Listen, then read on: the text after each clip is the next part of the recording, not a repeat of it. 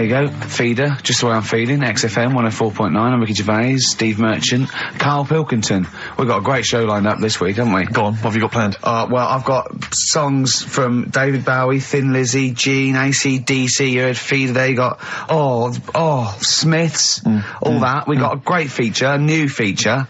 Spoke to Karl in the week, and we worked out a new feature where, people are gonna give him sort of like problems to solve. There could be scenarios, there could be management scenarios at work, you know, problem solving, things like that, organising things. He's a very good organiser. So I'll tell you what happened. He's dropping Do We Need Him because he's getting fed up with scientists. He thinks there's a conspiracy and they're getting together and they're never going to lose an animal. Right. So he's just fed up with that. Rockbusters, we've got some great prizes. Well, have you seen them yet? Nah. Be careful. They're not going to be great, I just peeked in, and all I'm going to say to you is Fools and Horses Christmas special? Not the little one with the little car. With the little car, yeah. Brilliant. That is excellent. Karl, what have you got to say for yourself? Hold on, it was a rollover, wasn't it? Because you really mucked up Rockbusters last time. What was he doing? It's saying FP for the whole thing. No, FD you were saying, and it was Frida Payne. Have you written the clues down this week? Because that seems like an obvious way to improve this. Yeah, I'll write the clues down. A week before he couldn't remember what the answer was. Yeah, yeah. Yeah, but, you know, you learn by your mistakes and that. You don't. Well. So yeah. I'll give you a little taster. We were having a pizza in a pizza establishment. When was it? Wednesday or Thursday? Yeah. And he was going, I'm a good organiser, I'm a good problem solver. Give me any scenario, right? Obviously he didn't say scenario.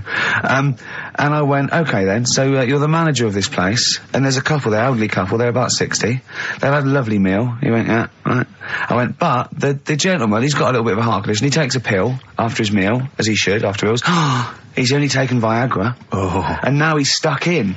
Wedged in? Wedged in. We've all been there. It's gone, and it's stopping him getting out from the table. Yeah. I said, what would you do? He went, what? He's stuck in because of his dick. I went, yeah. He went, right. He said, I'd use the situation, I'd make cash. I said, you're not going anywhere, do you want a pudding?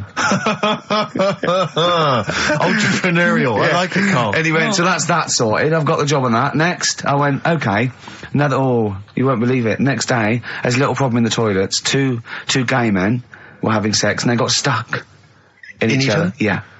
He went, right. I'd say, is it the same fella as yesterday with the Viagra? If so, why was he let in again? He was on the door. Yeah. I went, it's not. It's too different. He goes, right. Does his wife know he's cheating on him? Yeah. He went, right, I'd go down. I'd go, and then he went, I'd say this isn't a restaurant problem, call an ambulance. Strictly speaking, not a restaurant problem, no. But am I right? Huh? Am I right? Well, I don't know.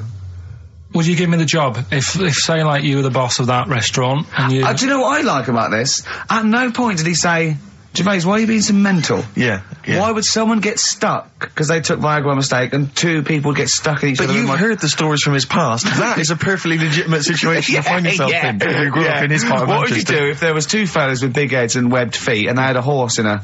Well, what I'd do is... What would you do? What did you do when you first saw them? What, saw the kids lads with the big heads and yeah. We should very quickly remind people, if they didn't listen to that particular show, they had webbed hands. Yeah. Did they, or webbed feet? Well, they had webbed hands, right, and big heads. Enormous heads. But it wasn't related. But they weren't related. I know, they were completely no. But I'm saying that the webbed hands isn't due to the fact they've got a big head. No, sure. It's two different things. We're just unlucky. Yeah. No, hold on. If they weren't related and they both had webbed hands and big heads, I'm saying there was a condition that was related that had those two.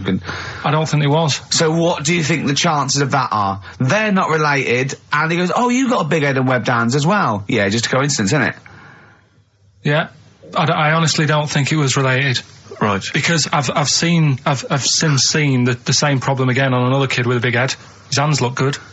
Right, so you think the big head is just a separate issue? Yeah, it's a totally different illness. It's like having a headache and a cold at the same time. Right, so not always connected. But the weird thing is, right, looking around in the week at weird stuff on the internet, there's this woman who's got a big head.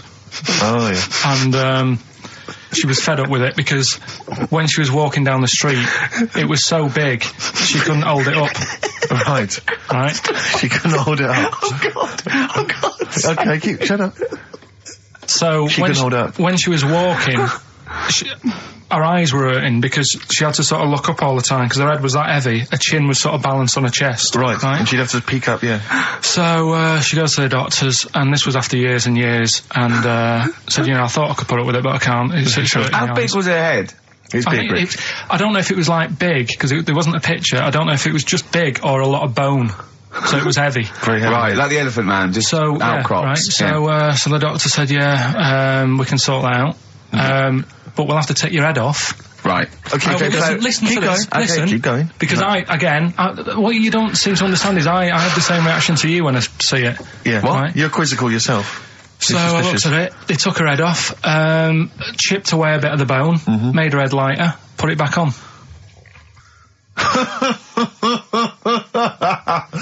Right, play the Smiths. They took a woman's head off. Yeah, this is asked by the Smiths. And if you'd like to ask Karl something, details coming up soon. How's that? Ask by the Smiths on XFM 104.9. So, what's the email, Karl? If people want to ask you something, a problem, they've got a problem to solve. It can be anything. It could be a personal problem. It could be a scenario. It could be about war. It could be anything. But or it could be more flippant, I suppose, and light-hearted. Yeah, it could be. Yeah, but I prefer stuff that I could sort. So you can get your teeth into. And actually, sort out. What, like war? War is too, it's a bit big for me, that one. Do you think? I don't want to get into that. What do you mean? If Tony Blair came to you and he went, Karl, listen, I'm having a bit of trouble here. I don't know what to do. I've tried everything. I've tried spin. I've tried being tough. I've tried backing down. I've tried getting other countries involved. They don't want to know. What do I do? What do I do? You don't know? Tricky one. It's a tricky one, yeah. I don't worry about it. If it's going to happen, it's going to happen, isn't it? Yeah. Do you know what I mean? Yeah. Just get in the bath, put a mattress on top of you. That's it. Sorry, why are you doing that? Ooh, slow down. Why are you doing that? That's what they say you do, isn't it? If it kicks off. If what kicks off? If there's a war and that, you get in the bath, put a mattress on top. Right. Did they do that in the Second World War for 6 years? Was that making bunk beds? That's just what I read somewhere. Yeah. Is the bath full of water? No. That'd be daft. Okay. But I think they were enamel baths then, though. I think they'd stop a bit of shrapnel. I think the plastic ones you get nowadays would probably melt on you. And the mattress, where your dad has cut it in half, all the foam would come out and the springs would get you in the eye. Oh, talking about my dad. Steve, you'll love this, right? Go on. My dad hates being ripped off, right? Yes, well, no, I can relate to that, that's important. Hates coming to London now. He always wants me to go and see them rather than come here, because he just thinks London is like a big rip-off. Last time he came, he got annoyed because I bought him a scone and a cup of tea for like 3 of us, and it was £14, and he just was livid. And then we had an argument about that, and then we went to the Millennium Wheel, and I said, do you fancy going on this? He said, oh, all right. Then he saw the price, and it was something like 20 quid or something, and he said 20 quid to go up in the air to look at stuff that's on the ground. He said I might as well stay on the ground. Brilliant. Right? Thought, good point. His logic is impeccable. So anyway, this is going on. Anyway, he spoke to me the other day. I said, how are things? Are they alright and that? He said, being ripped off. I said, why? He said he ordered, do you know the place where he got a new bed from because he cut the other one in half, right? He got this bed out of a catalogue. So he sorted out a payment on the phone. He said, look, you're ripping me off a bit here on the interest thing, but well, let's do a deal. We'll sort out a new monthly payment that's different to what it says in the catalogue. And he said, yeah, we'll go along with that. Anyway, so he sorted that out. He was happy. The bed arrived. It's a nice bed. He said, that's great. So anyway, he got the bill for it, and it was the original price. Oh, I thought that might be the case, yeah. Right? So he called up and said, I'm not happy with this. He said, we said a deal. And oh, no, you don't know what you're talking about. He said, right, don't send me your catalogues anymore. He said, I'm not buying anything from you. You're a rip-off merchant. Right? So anyway, a few weeks go by. Post comes. Only another catalogue in the post. He's livid. Right? So he was well annoyed. Yeah. So he looked on the back, and it said on it, this catalogue will always be property of, the company that does it. So you can't throw it away. If we request to have it back, we've got the permission to get it back off you. Right? So he thought, right, well, they're out of order. I told them not to send me one, and they have done, and they're saying I can't chuck it away. So he called them up and said, all right, Mr. Pilkington here, bought a bed off you, you conned me, and that. But, forget that. We've dealt with that. You've sent me a catalogue, I told you not to. It says on the back here that this will always be yours. Yeah? So, in a way, you're using my house as a warehouse. I'll be charging you 26 pence or something a day. Brilliant. He said, you already owe me £6.28. Something like that. Genius. And, they sorted it out. So again, it's just... So hang on, but are they going along with this? I don't know what happened. He said they sounded annoyed and said they'd get back to him, and they haven't. But he said, I'm not bothered. They can take as long as they want because the money just keeps going up. Yeah.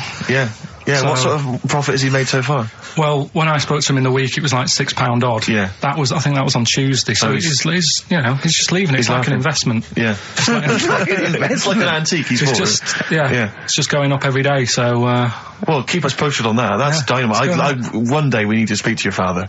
Yeah, I think so. So many questions need to be asked of him. In fact, I might sit and give you a letter to take home. Yeah. Dear Mr. Pilkington, your son Karl. New single from Nick Cave. I think you'll enjoy it. Yeah. That's the forthcoming single from Nick Cave from his album Nocturama. That's called Bring It On. That's great. I must admit, I was a latecomer to Nick Cave. He's extraordinary, yeah. I mean, years into his solo stuff before, I decided that he was brilliant. Yeah, he's fantastic. He's fantastic. I had some exciting news this week, Karl. You'll be pleased to find out. I'm worried that you might get a little bit jealous because it's obviously going to impact on your world quite strongly. Because I know you think you'd like things to be quite samey. You like the status quo to be maintained. You like the fact that in the past, we've had some crosswords. Because I remember. What did you think of me when I first walked in? When I first came in on the first day of XFM? I don't know why you're making a big deal out of it. Because I'm just being honest, though. I'm just being honest about a lot of people who see you for the first time sort of go, well, he's a bit weird.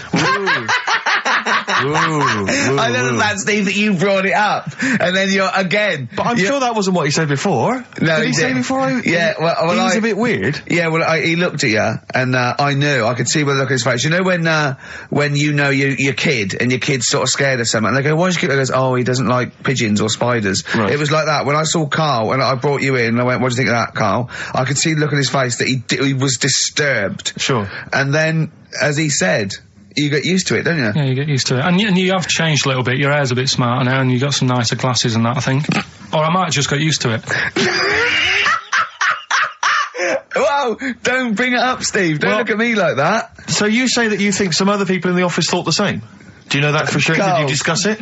Karl. Yeah, I think they do, yeah. Okay, leave it there then. But not just in the office, as you walk through the building.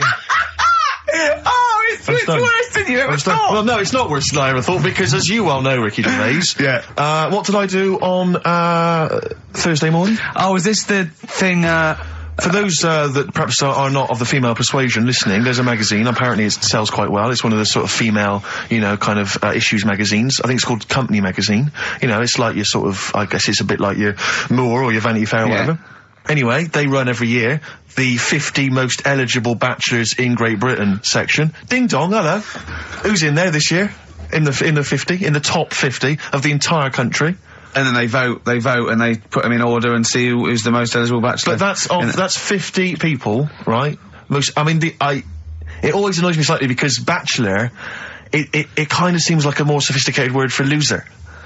Yeah, no. Which always sort of unnerves me And also slightly. they try and do a different 50 every year, so they're getting pretty desperate to get different ones. No, because also a lot of people who are sort of like successful, are married, so there's very little to... No, there's a huge... I don't know if this is international. It could even be international. I'm not sure, actually. So I could be up there with the likes of Justin Timberlake, etc.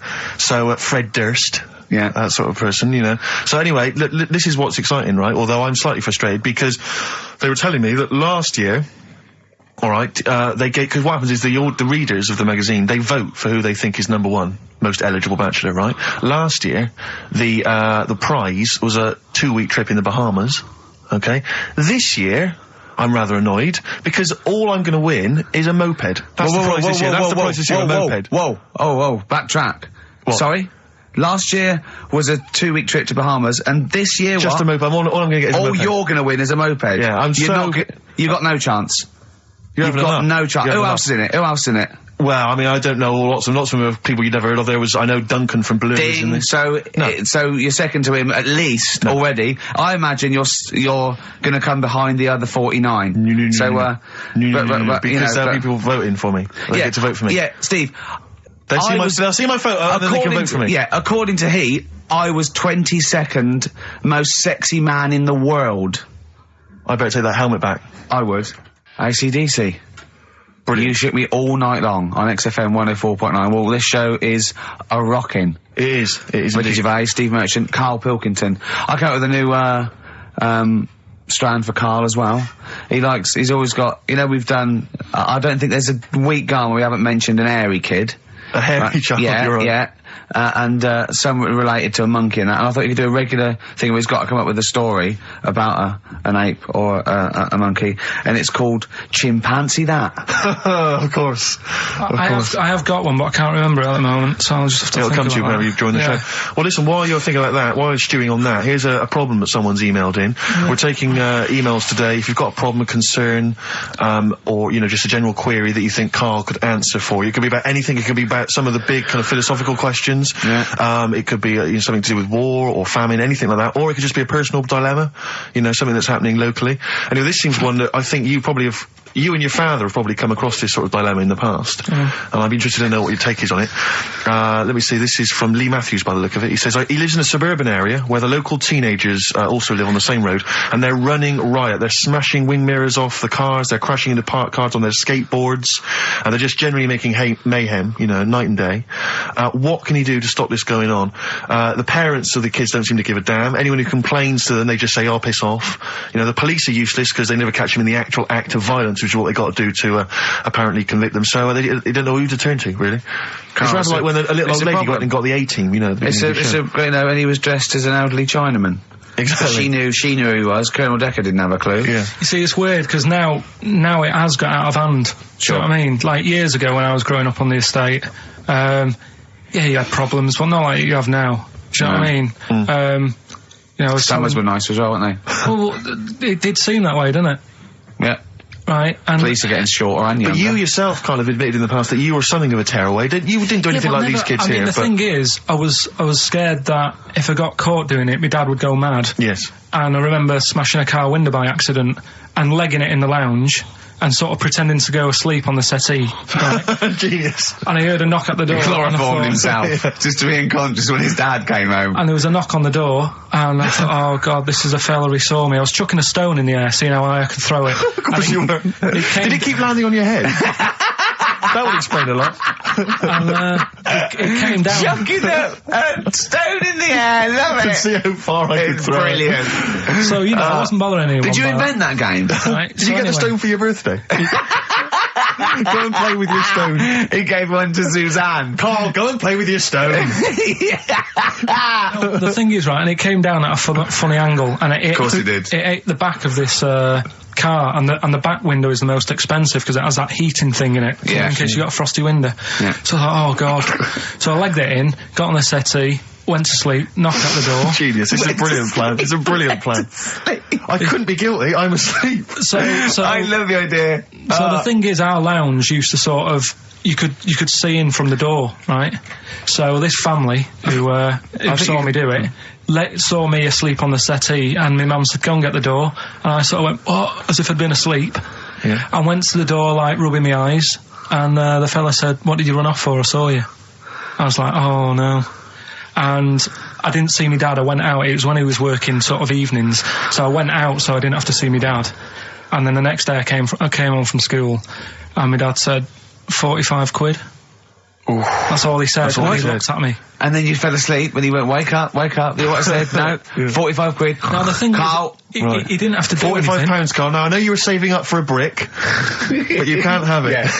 Yeah. But do you know what I mean? It's like, I knew I did wrong, and I was scared that my dad was going to belt me. Yeah. So I was like, oh, you know, I'll be more careful next time. But that was clearly good parenting on the part of your father, because these young tykes, clearly they don't have the what do you do? The father support. I don't know if you were living in that street, very quickly, what would you do? What would your approach be? If you were living in his street? What if they'd come home, right, and they just vandalised all your pebbles, right, that you've been saving over the years, and just threw your gravel away? What would you do if they just... I'd probably clout one of them.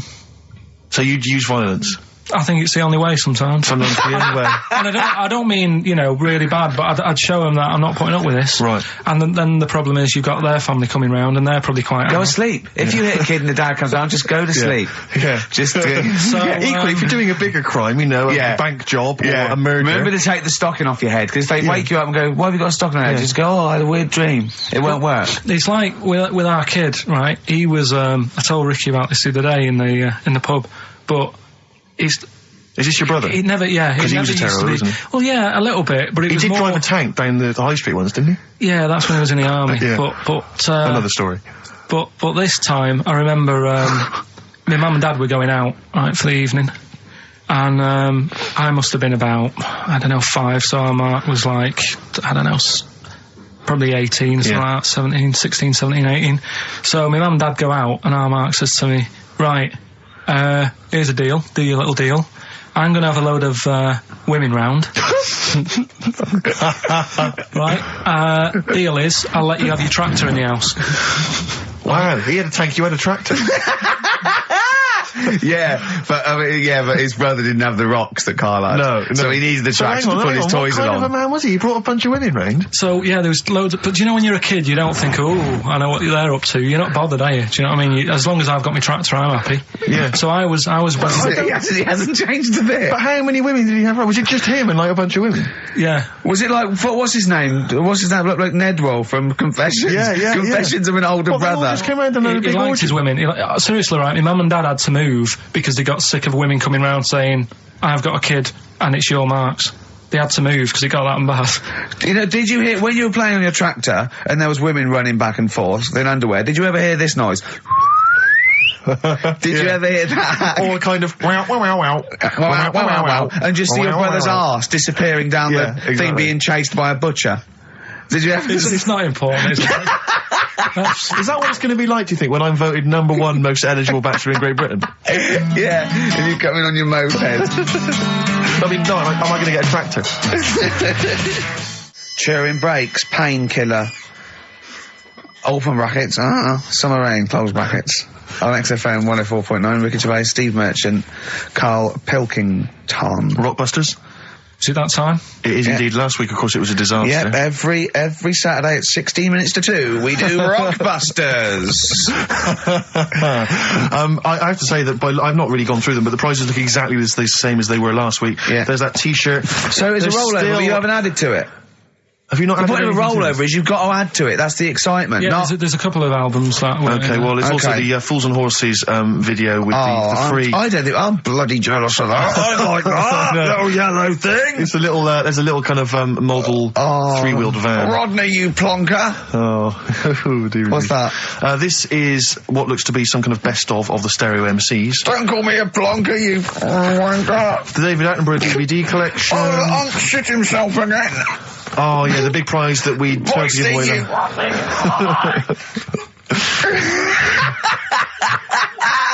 Best chill out album.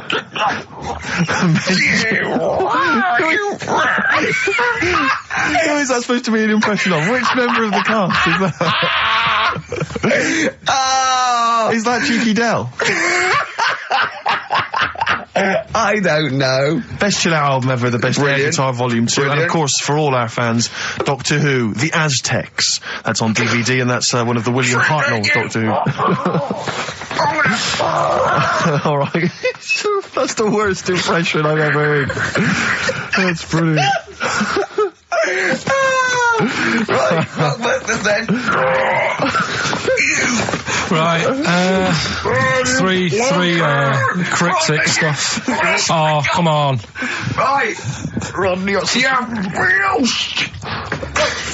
I can't do it. No, come on! Right, three cryptic, clues.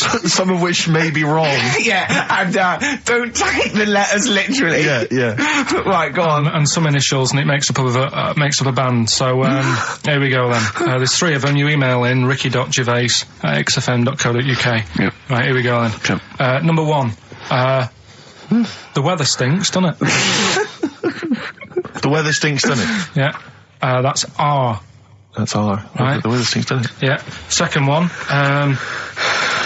Look, Gran, just get on the boat and help us out. All right, give us that again. Look, Gran, just get on the boat and help us out. Look, Gran, just get on the boat and help us out. What's the initial? R again. R again, interesting. Yeah. And then the third one, if you're going to do that with your drink, I'd let it settle for a bit before you open it. CK. CK. All right. Once more. So quickly, all the way through then. Number 1, the weather stinks, doesn't it? That's R. Look, Gran, just get on the boat and help us out, will you? That's R as well. And then the last one, if you're going to do that to your drink, I'd let it settle for a bit before you open it. CK. Ricky.gervais@xfm.co.uk. Brilliant. Fantastic. Right, we'll have a bit of vinyl. Let's have a classic from the Merchant Collection. That's going to be the new single. Eminem. Sing for the moment. I like that. It's on not bad, XFM 104.9. Ricky Gervais, Steve Merchant, Karl Pilkington. All right, Karl? All right. What's the matter? Huh? Just, you know what's the matter? What? Should I explain? If you want. I'm sort of an independent adjudicator, and I couldn't help but notice that you both went out to make the teas, but only one of you came back with a wig made out of that poppy stuff that you pack. Bubble wrap, yeah. That you and he didn't want me to do it with sellotape, so I kind of did it with elastic bands that I found. Apparently it hurt his ear, it's cut into his head, and look at him, he's annoyed. I don't know. There's not many times I've ever done, any form of work really, where halfway through it, let's say a 2-hour live radio show, one of the people has said to the other, can I make out of this big cardboard box a bishop's hat for you? Well, I did that, and start fashioning that. And when you should be and the sellotape hurt his eyebrows. So when we went to the kitchen, I kind of did it with elastic bands, and that was cutting into his ear or something. I don't know, making excuses. Oh, Carl, you are here for Ricky Gervais's amusement. I think if you check the small print of your contract. Have you got anything interesting about a monkey or an ape, so we can do chimpanzee that? I know something that a lot of other people will know, but I'll. Well, let's do it then. What's it called again? Well, should we do a jingle? Well, do a little jingle for us then. Oh, chimpanzee that! Brilliant.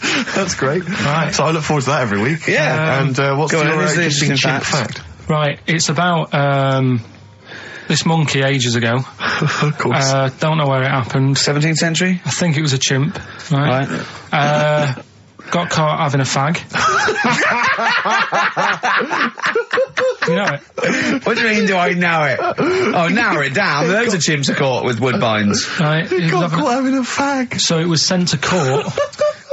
And, was it underage? It was, and it got someone to go into the newsagent for him. Did he get a bigger gorilla to go into the newsagent and get 20 Rothmans? It ended up doing time.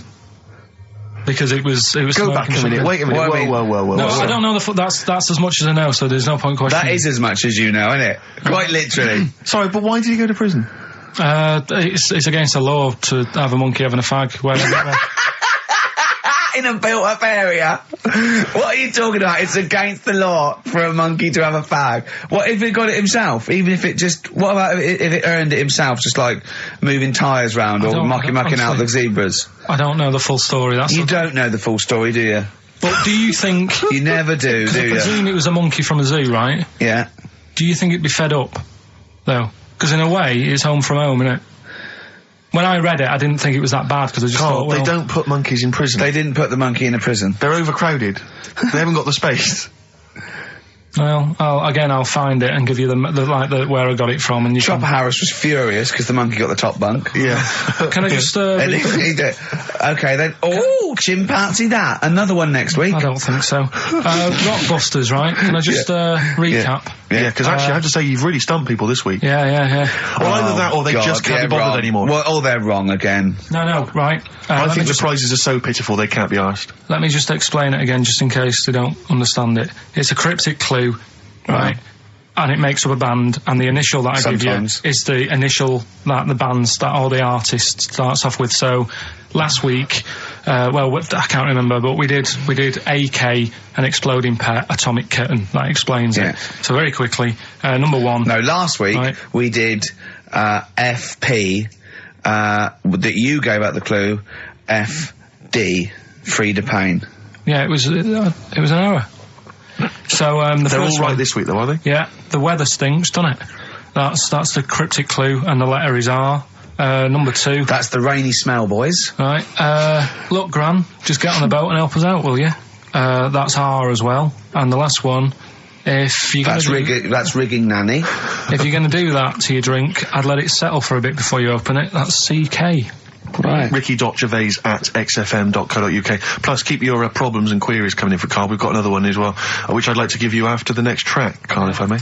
All right? You've got a problem, haven't you? What with? Oh, yeah. Listen to this, Carl. Let's play a record. Let's come back with this. It's an amazing problem. Wow. You're getting celebrities asking me questions now, Carl. That's David Bowie. Is there life on Mars? Do you reckon? I reckon there's more going on than just us messing about. I reckon. I hope so. I think. Tell Steve your problem that you aired to me. Well, do you know how, like, I'm always thinking about stuff when I'm washing up? I'm just going to look at Steve for the reaction when this question comes out. Okay. There's been a few things I've been thinking about. Do you know, like, how I tried to confuse a computer by putting in Y in a search engine? Yeah. So, along the lines of that, I was thinking in the week, if you put a chameleon on a mirror, what would happen? Right. And also, this is a bit of a bigger issue.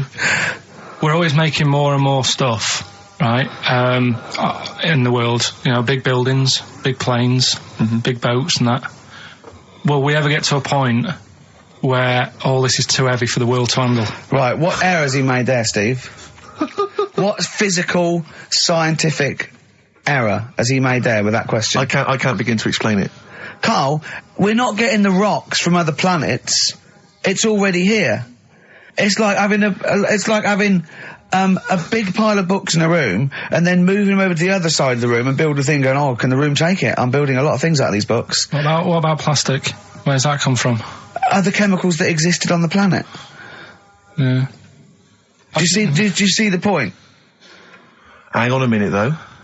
What about a little tree? You plant that as an acorn, it grows, Rick. That's bigger. That's more stuff. Yeah. Don't listen to him, Carl. He's patronising you. What about acorns and that, though? Right. They grow from minerals and proteins already in our atmosphere or in our the mass of Earth. What about a cat, Carl? Right, you get it. It's a very tiny kitten, but it grows up and it's bigger. Carl, he's doing it on purpose.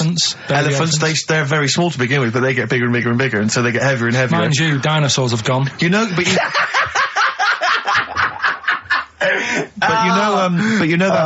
famously that's how Atlantis disappeared. You know, you've heard of the legend of Atlantis. Have you heard of the legend of Atlantis? I think so. This was a city that existed, is proven, right? And what happened was they just kept buying stuff in mail order. They just kept ordering stuff, like the king and stuff. Just kept ordering stuff in mail order. He brought girls across, carpets, lot of carpets. He kept buying TVs, big screen TVs and stuff like that. And eventually, he bought up all the myrrh that the wise men didn't want. Yeah, because he's from like olden times, and he just kept buying stuff, crazy. Like he was just a shopaholic, basically. Mental it was. And he was ludicrous. It was like, and in the end, it just sunk. It just sunk. Too heavy. And it just sunk. So, to the Earth, the more planes we build, the more trees we let grow. Yeah. From acorns. And more than that, what about all the people who are overeating? There's only one thing Rick Warners in this world. I think we've got to kill off endangered species and burn trees. That's the only way the Earth can survive. You mental. Right, what are you doing? Right. Okay, look, quick query for you. This is from Jay. He's got a problem here. He says, my parents won't let me ditch my studies. He's currently reading modern languages at London University. Sure. He wants to follow his dream, but his parents won't let him, of being a dancer. Carl. Worse than that, he says that they're trying to arrange a marriage to a bunch of minging daughters of people they know from good families. He doesn't know what to do, so he's got the arranged marriage coming along, and he's also got, he basically wants to be a dancer. His parents are forcing him into something more practical. Well, the first thing, right, I don't think Live your dreams? The arranged marriage thing is such a bad idea. Okay. Because I think too many people go on looks. Right. And then you soon get bored of that, and you find out the person who you're knocking about with, it's actually not your type. Right. Why don't you arrange marriages for people? Well, I'm just saying, right, so I'd say, Jay, go along with that. I wouldn't worry about it. Okay. I mean, if they're really ugly, then, don't go along with it. But if they're half bad, put up with it. That's sure. All right. The dancing. Brilliant. Right. That's that solved. Brilliant. I wanted to be a dancer. After I did the boxing, right, I joined a dancing thing just near Man United's ground, right, called Twiggy's. Went along, I wanted to learn some moves. How old were you? Well, it was when Michael Jackson was, pretty big, so about 83, 84, 85, something like that, around there. Wanted to do it. When I went, it was shut, and it had become like a warehouse for toilet rolls. So in a way, I wonder what would have happened. Sorry, how is that an anecdote about you going through dancing? Well, you've told me before, you did boxing for a while, you did dancing for a while. You had a true fight in the boxing, you didn't even get in the... That's not an... Imagine if that was a film! This is a boy's dream of becoming a dancer. Oh, it's shut. Next on. I mean, how is that a story? Yeah, that was Billy Elliot. Do you think it would have won quite as many awards? Yeah, brilliant. Footloose. All right, I'm fed up. They banned it. Let's go. Oh, it's shut. Flash dance. First, there was. It's a warehouse. Never mind. I'm just saying, you know, you'll find something else. I think I got a go-kart after that. I bought a motorised go-kart and kept myself busy with that. So there's always other things. Just think, Alan Bennett has to sit down and really sweat over his stories. Yeah. He just opens his mouth. You are a living Alan Bennett character. So that's solved. Well, Jay, don't worry about that. There's no emotional problems I can foresee if you follow that advice. So the advice there is do an arranged marriage. If she's not ugly. minging, she's not completely minging, and don't worry about dancing, get a go-kart. Cheers. Great. Keep your problems coming in. Truth, Rest Your Head by Gene on XFM 104.9. Ricky Gervais, Steve Merchant, Karl Pilkington. While I was with Karl in that restaurant, while I was giving him the problems, the old fella with Viagra and the two fellas making love in the cubicle. We came up with a new idea, because he's dumping, do we need him? As I say, he thinks the scientists have got together, they're never going to wipe out a limpet or a slug. They think they're good, but they're not that good. This is people that are lauded as great minds, and Karl has brought them down. He's taken issue with them. Like what? He went, right, great thinkers, and I went, okay, then, Sir Isaac Newton, the father of modern physics. He went, is he the fellow with the apple? I went, yeah. He went, there again, see? Why do I need to know that the Earth sucks us towards it, gravity? He said, if I was floating around, it would be a problem. I'd ask his opinion. I went, what about Einstein? He went, again, I've never needed, and this is what he said, I've never needed MC squared in my life. The fella who invented the video, I watch one a day. You know what I mean, though? Give credit where credit's due. Right. And I think that a lot of this stuff that was invented, like when we were talking about inventions, you know, I started to look in books and that, finding stuff out. And there was some fella who got a mention on an invention site just because he came up with the fishbowl. And it's like, is it that hard? Yeah. Do you know what I mean? It's clearly a bowl. Sorry, you're not putting him in the same category as Newton and Einstein, are you? He was on the same list. Einstein was on there. It was saying about him doing that. And Newton with the apple. And who else was in there? Da Vinci, whatever. He was on there. Leonardo da Vinci. Yeah. Is he the one who did Mona Lisa as well? Yeah. Yeah. He said it took him 12 years to paint the lips. I don't think that's that good. That it takes that long. I saw, you know, when you think, I saw Tony Hart do like an Aborigine man with a elephant in the background in about 3 minutes. Aborigine. An Aborigine? Yeah. Really? And an elephant? So what about some of the big names? Well, what's your first reaction when I say some big names from history? Go on. Gandhi. Again, what did he do? Good point. Right. Good point. Okay. Good point. But yeah, all right. Do you understand what he represents? Well, go on, tell me, and then I'll tell you if he deserves to. But you be know, mentioned. his whole kind of attitude towards peaceful protest. You know, it's quite a sort of modern idea. You know, very much the forefather of the 60s movement. You know, where people would sort of sit in, and protest. Steve. Right, look at the glazed look on his face. Did I lose him on Gandhi? Yeah. So just, Pick someone else, do someone else. Pick someone else, okay. Right. Someone you know about that's obviously, let's think, a great thinker, Isambard Kingdom Brunel. Right, yeah, he's alright. Brilliant, thanks. What about Jesus Christ? Well, I'm thinking more your modern day, like your Richard Bransons and that. Who, to be fair, I wouldn't put Branson up there with Gandhi. Christ, Newton, Einstein. But why? Stephen Hawking. Because he's mainly known for having a beard and a funny jumper.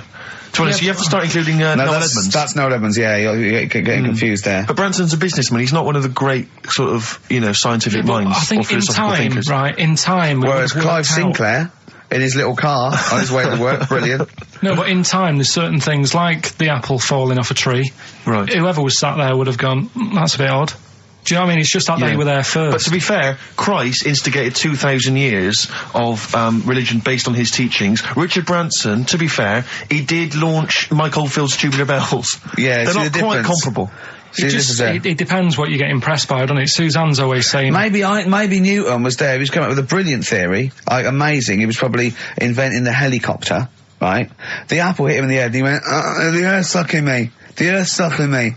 Do you know what I mean? Could have happened. But so, you know, my girlfriend's always saying, you know, what impresses you? Yeah. You know, because she was saying the other day, do you want to go to Egypt? And I said, no, not really. No. She goes, well, don't you want to see the pyramids? Not interested. It's like, I've seen them on the telly. Okay. You know, sure. Are they going to be that much more amazing when you see them in real life? Good point. How did you ever move out of your street in Manchester? But hang on, no, sorry, I'm interested to know, because this is something that that he came up with, and this is someone that loves him and that he respects. So I'm interested to see what was your answer to what impresses you? I don't think I did answer it. I just said, you know, the odd thing. You just said I'm asleep. Little things like I ran home the other night and said, oh, I've just learnt something today. She goes, go on. And do you know Lego bricks? Oh yeah. The name came about because some kid's mum, the kid was messing with the bricks, and she said, let go of them and come and have your dinner. Play record. It's got to be rubbish. It's got to be rubbish. It's always rubbish, isn't it? They're Scandinavian for a start. So boys are back in town. Thin Lizzy, what a classic. Beautiful. Carl, should that be our anthem? Me, you, and Steve, eh? Eh? Yeah. Can I just get a couple of bits of admin out of the way? Go on. We've had an email from Peter Goff. He has said, where is Richard Anderson? Where is Dickers? He only tunes in to listen to him. Where's Dickley? Where's little Dicky Docker? Little Dicky Anders is not emailed in. If you don't listen normally, Anders is our biggest fan. He loves us. I just absolutely But he's normally got a little bit of constructive criticism, which we always appreciate. Yeah, we're open to that. Sure. Exactly. Sure. I'm gonna shove this up your... So if Dickie Anders is listening, then he might want to get in touch.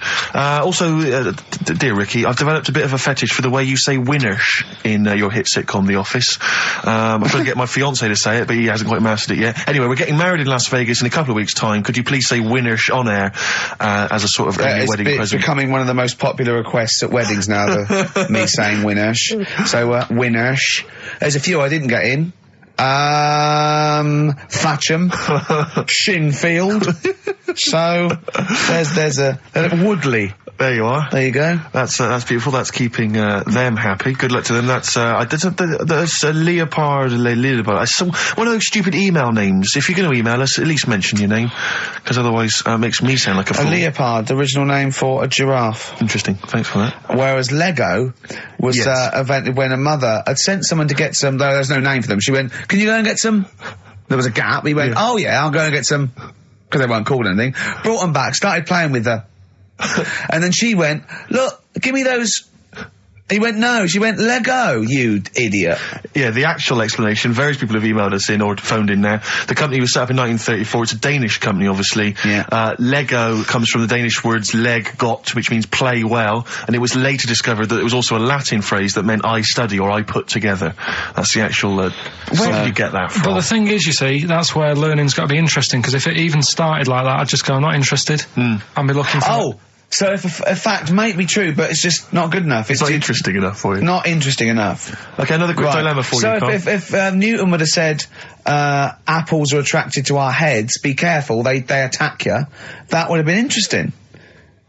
Yeah. Total bollocks, but you'd have been interested, therefore, in all modern physics. All right? Here's another dilemma for you, a quick one from Kate. She says that she's a single woman, she's 6 foot tall. Recently she's found herself being approached by men of, let's say, restricted height.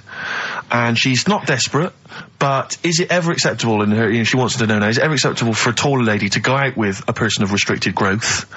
What do you think about that? If you see that on the street, do you think it looks bizarre, do you think it looks odd, or so should she just go with it? So a 6 foot woman with, someone of a dwarfish persuasion. We can't say sort of that or the midget word, but I mean, that's a little fella. Yeah. Is that so? There's a noticeable difference in their height. Is that ever a problem? Do you feel? She's 6 foot. He's 3'4". Yeah. If I saw it, I'd just think she's doing it. Okay, let's not do this now. No, come on, she's doing it what? Oh. No, for attention in a way. Because there's loads of other people. I told you, Steve. Yeah, okay. I know, but I'm just I mean, Is that serious? I think so. Well, I mean, if whatever makes you happy. Please don't ask Karl these sort of questions. Do you know what I mean? If it makes her happy, then do it. But in a way, you're not going to have a normal life. Oh, God. No, but you're not, because they're going to get stitched. There's no point bringing trouble onto yourself. Karl does not necessarily reflect the opinions of anybody else in the world. Hold on. This woman, she doesn't live in a forest in a little cottage, does she? She hasn't got long black hair and wears a sort of... She says the guy she's going out with is a miner. Really? In a crystal mine, yeah. And he just sings all day on his way to work. Has he got 6 mates? Apparently so. Okay, what do you think of that, Karl?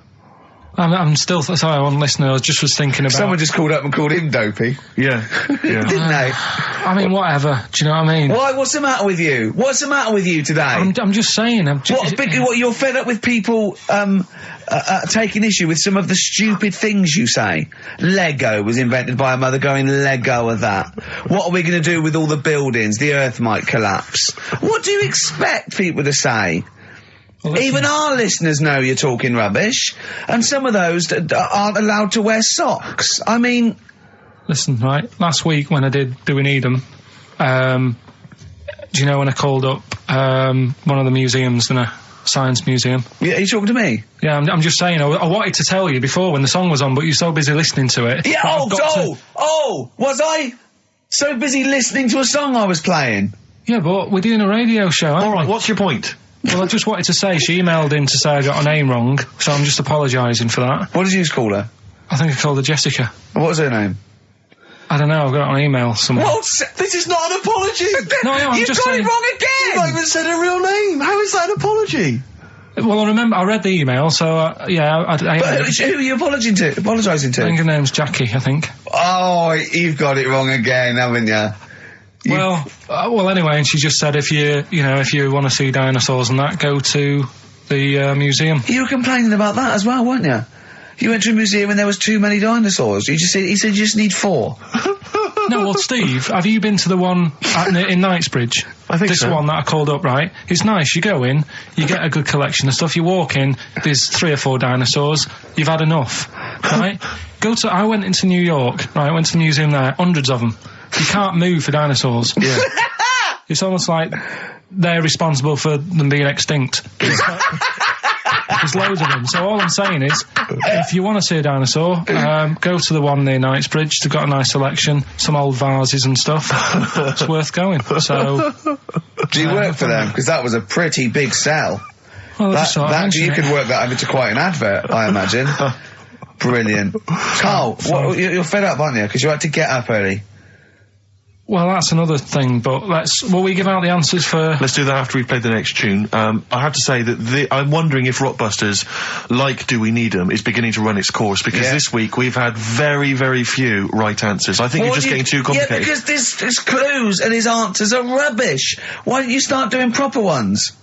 These are good. We started off easy. If you remember. I think some of them are a bit tortuous. They don't work. Some of them don't work. Come up with some stuff then. Let's play a tune. Well, I have. And we'll come back with the Rockbusters answers in a second. You haven't come up with anything. The Gravediggers, 1-800-SUICIDE. It's a good tune, that. I've always enjoyed it. XFM 104.9. Well, that's nearly it from Ricky Gervais. That's me. Steve Merchant. One of the 50 most eligible bachelors in Britain. I hope people as well, if you buy Company Magazine, if there's any ladies listening, every week, of course, I've played you a song for the ladies, and I hope now that you'll be able to return the favour and maybe vote for me. Buy Company Magazine, vote for me, so I become 50, the number one eligible bachelor. That wouldn't mean anything then, would it? What do you mean? Well, it wouldn't mean anything then, would it? If they voted you and you got into the top 30, it wouldn't mean anything because you've asked them to do it. What are you talking about? Of course, because it means that they care for me enough, and then they are impressed and charmed by enough that they've actually made that effort. That's beautiful. I think that would ruin it. Well, let's wait and see what the results are. Do you think, getting off that, because we don't want Steve to use as a platform to get in the top 48. He's bound to beat a couple of people. But, what do you think of him now, Karl? Now you've known him for these many years. What do you think of his looks objectively now that you've known him? Can you remember what you first thought? Like I say, he's changed a bit. He's sorted himself out a bit. Yeah. Looks a bit better. How? What's he done? I don't know. His hair's better. Yeah, what was it before? It was just a bit nothingy. Do you know what I mean? It was like just like if you just let your hair grow and do its own thing. Whereas now it's got a style. Yeah. So it looks good. Glasses, he's changed. His glasses are stylish. Yeah. Just stay sat down. Right, Rockbusters. Some people like tall men. Yeah, go on. That's, right, first one. The weather stinks, doesn't it? Yeah. That was R, which was rainbow. Right? Rainbow? Like rain is the weather, and it smells like body odour. Body odour. No, it's B-O. It's B-O, that's B-O. B-O. Well, yeah, but you've got to play... It's not pronounced bow, and it's not spelt bow. Who calls it bow? Everyone knows it's B-O. What, you don't care? You don't care that doesn't work? Well, they got it, so again, as long as one person got it, Carl. Getting it. One person got it. Of all the emails, one person got it. Second one, look, Gran, just get on the boat, will you, and help us out. Go on. That was R. That was a Ronan, right? Ronan, who's Ronan? Ronan. Who's Ronan? Ronan Keating. But he's known as Ronan Keating. No, it's not. No, it's not anymore, though. He's gone on his own, hasn't he? He's just known as Ronan. No, he's not. No, he's not. It's Ronan Keating. He's always been known as Ronan Keating. All right. So that doesn't work like that. Go on. Third one. Next. If you're going to do that to your drink, I'd let it settle for a little bit before you open it. That was CK. Right. Shake a can. Shake a can. If you're going to shake, you can. This is the worst competition ever. So it's Chaka. Have you got? It's Chaka. It's Chaka. It's Chaka Khan. Shake a can. No, Chaka Khan. What you got? Chaka can might have worked. To throw a can. Who got all three right then? Well, because basically what happened was people just emailed in 3 guesses. We're stopping and this. The guesses that were right came from Mandy Thompson in Hendon. That's ruined that, frankly. Well, that's run that into the ground. That's doing Eden ruined. No, we can't just bin everything on 1 week. I don't think we're going to get that, they're not as good as they think they are, because you've only picked on Newton and Einstein. You don't know anyone else. You don't know who Gandhi is. Chimpanzee that. You've run out of I did like the jingle for that, though. Oh, chimpanzee that! That was a great jingle. Yeah. But sadly, we won't be able to use that again. So who's won anyway? Well, it was Mandy Thompson I mentioned, but as I say, she guessed, so I mean, she can have the prizes, she's welcome to them. But, I think we should knock it on the head, Carl. Maybe you should come up with something new. No, I think it's still got a few weeks in it. I think we should take some time off. Well. Yeah. What about, like, the foreseeable future? Don't know. Song for the lovers. Do you want to just... A song for the ladies. Listen, I think it's maybe the March issue of Company magazine. Buy that. Top 50 most eligible people. There's probably an address or a phone number to call. And here's another song for the ladies, maybe just to charm you further. Tom the Model by Beth Gibbons and Rustin Man. Carl, say goodbye and say it nicely, like you're happy. See you later. Oh, is that the best you can do? Just because. Jane's Addiction are back then. Yeah, excellent. And so are we. Indeed. Alright, I'm Ricky Gervais, with me Steve Merchant and Karl Pilkington pressing the buttons on XFM 104.9. Well, I'm looking forward to today. Because, not only have I got, a bit of Bowie, a bit of Springsteen, Mock the Hoople, Pretenders, R.E.M., an Elton John classic, don't laugh, right? But we've, taken, Dr. Fox's advice and, prepared the show, and I've got a big list here of amusing observations. Coming up after the next record, a funny observation about describing your looks. Brilliant. Alright? Before, just to say, Rick, I just had an email. Beach Buggy, your last chance to see them on Thursday, 5th of June, alright? So, don't miss that, the Garage, 9:45. It's your last chance, Beach Buggy. Well, I know that must be some people's favourite record, Steve. Well, it's only one of mine. Thunder Road. Bruce Springsteen. I won't hear a bad word said against the boss. A lot of people dismiss him, as we said in the past, as being some kind of stadium rocker, but you can't listen to a song like that and not be moved. Surely, Carl. It's alright, yeah. Brilliant. A passionate man. Yeah. What? So, Carl. No, it's right. So, there's certain songs like that was alright. It didn't sound anything... If it wasn't Bruce Springsteen, if someone new came out, saying like that, I'd go, yeah, it's alright. Sure. Do you know what I mean? Yeah. You're a regular Simon Cowell, aren't you? I don't know if I like music as much as I used to now. That's what happens when you work in it, isn't it? Because there was Danny Minogue was on the telly in the week. Is it like when you work in a sweet factory and you don't nick the Mars bars after a couple of months? Yeah. Yeah. Danny Minogue was on the telly in the week, right? Yeah. And she was doing a medley. Yeah. Why do people do them? Well, to try and get all the hits. I know what you mean, yeah. Well, who was that busy that they haven't got time to listen to a full album or... But it was like it's like a meal in pill form. Yeah. Well, I like most of Danny Minogue's hits, but I don't like the whole song. Yeah, exactly. So if you want to just like pop the best bits down, 30 seconds, put them all together. Yeah. Well, I've got a Stars on 45 record from the 70s. Do you remember those? Yeah. Stars on 45. But it's that, like you say, I mean, this one had a kind of, it would be a snatch of Stevie Wonder, followed by the MASH theme, followed by Layla, just the intro. It was sort of, it's not music. It's just...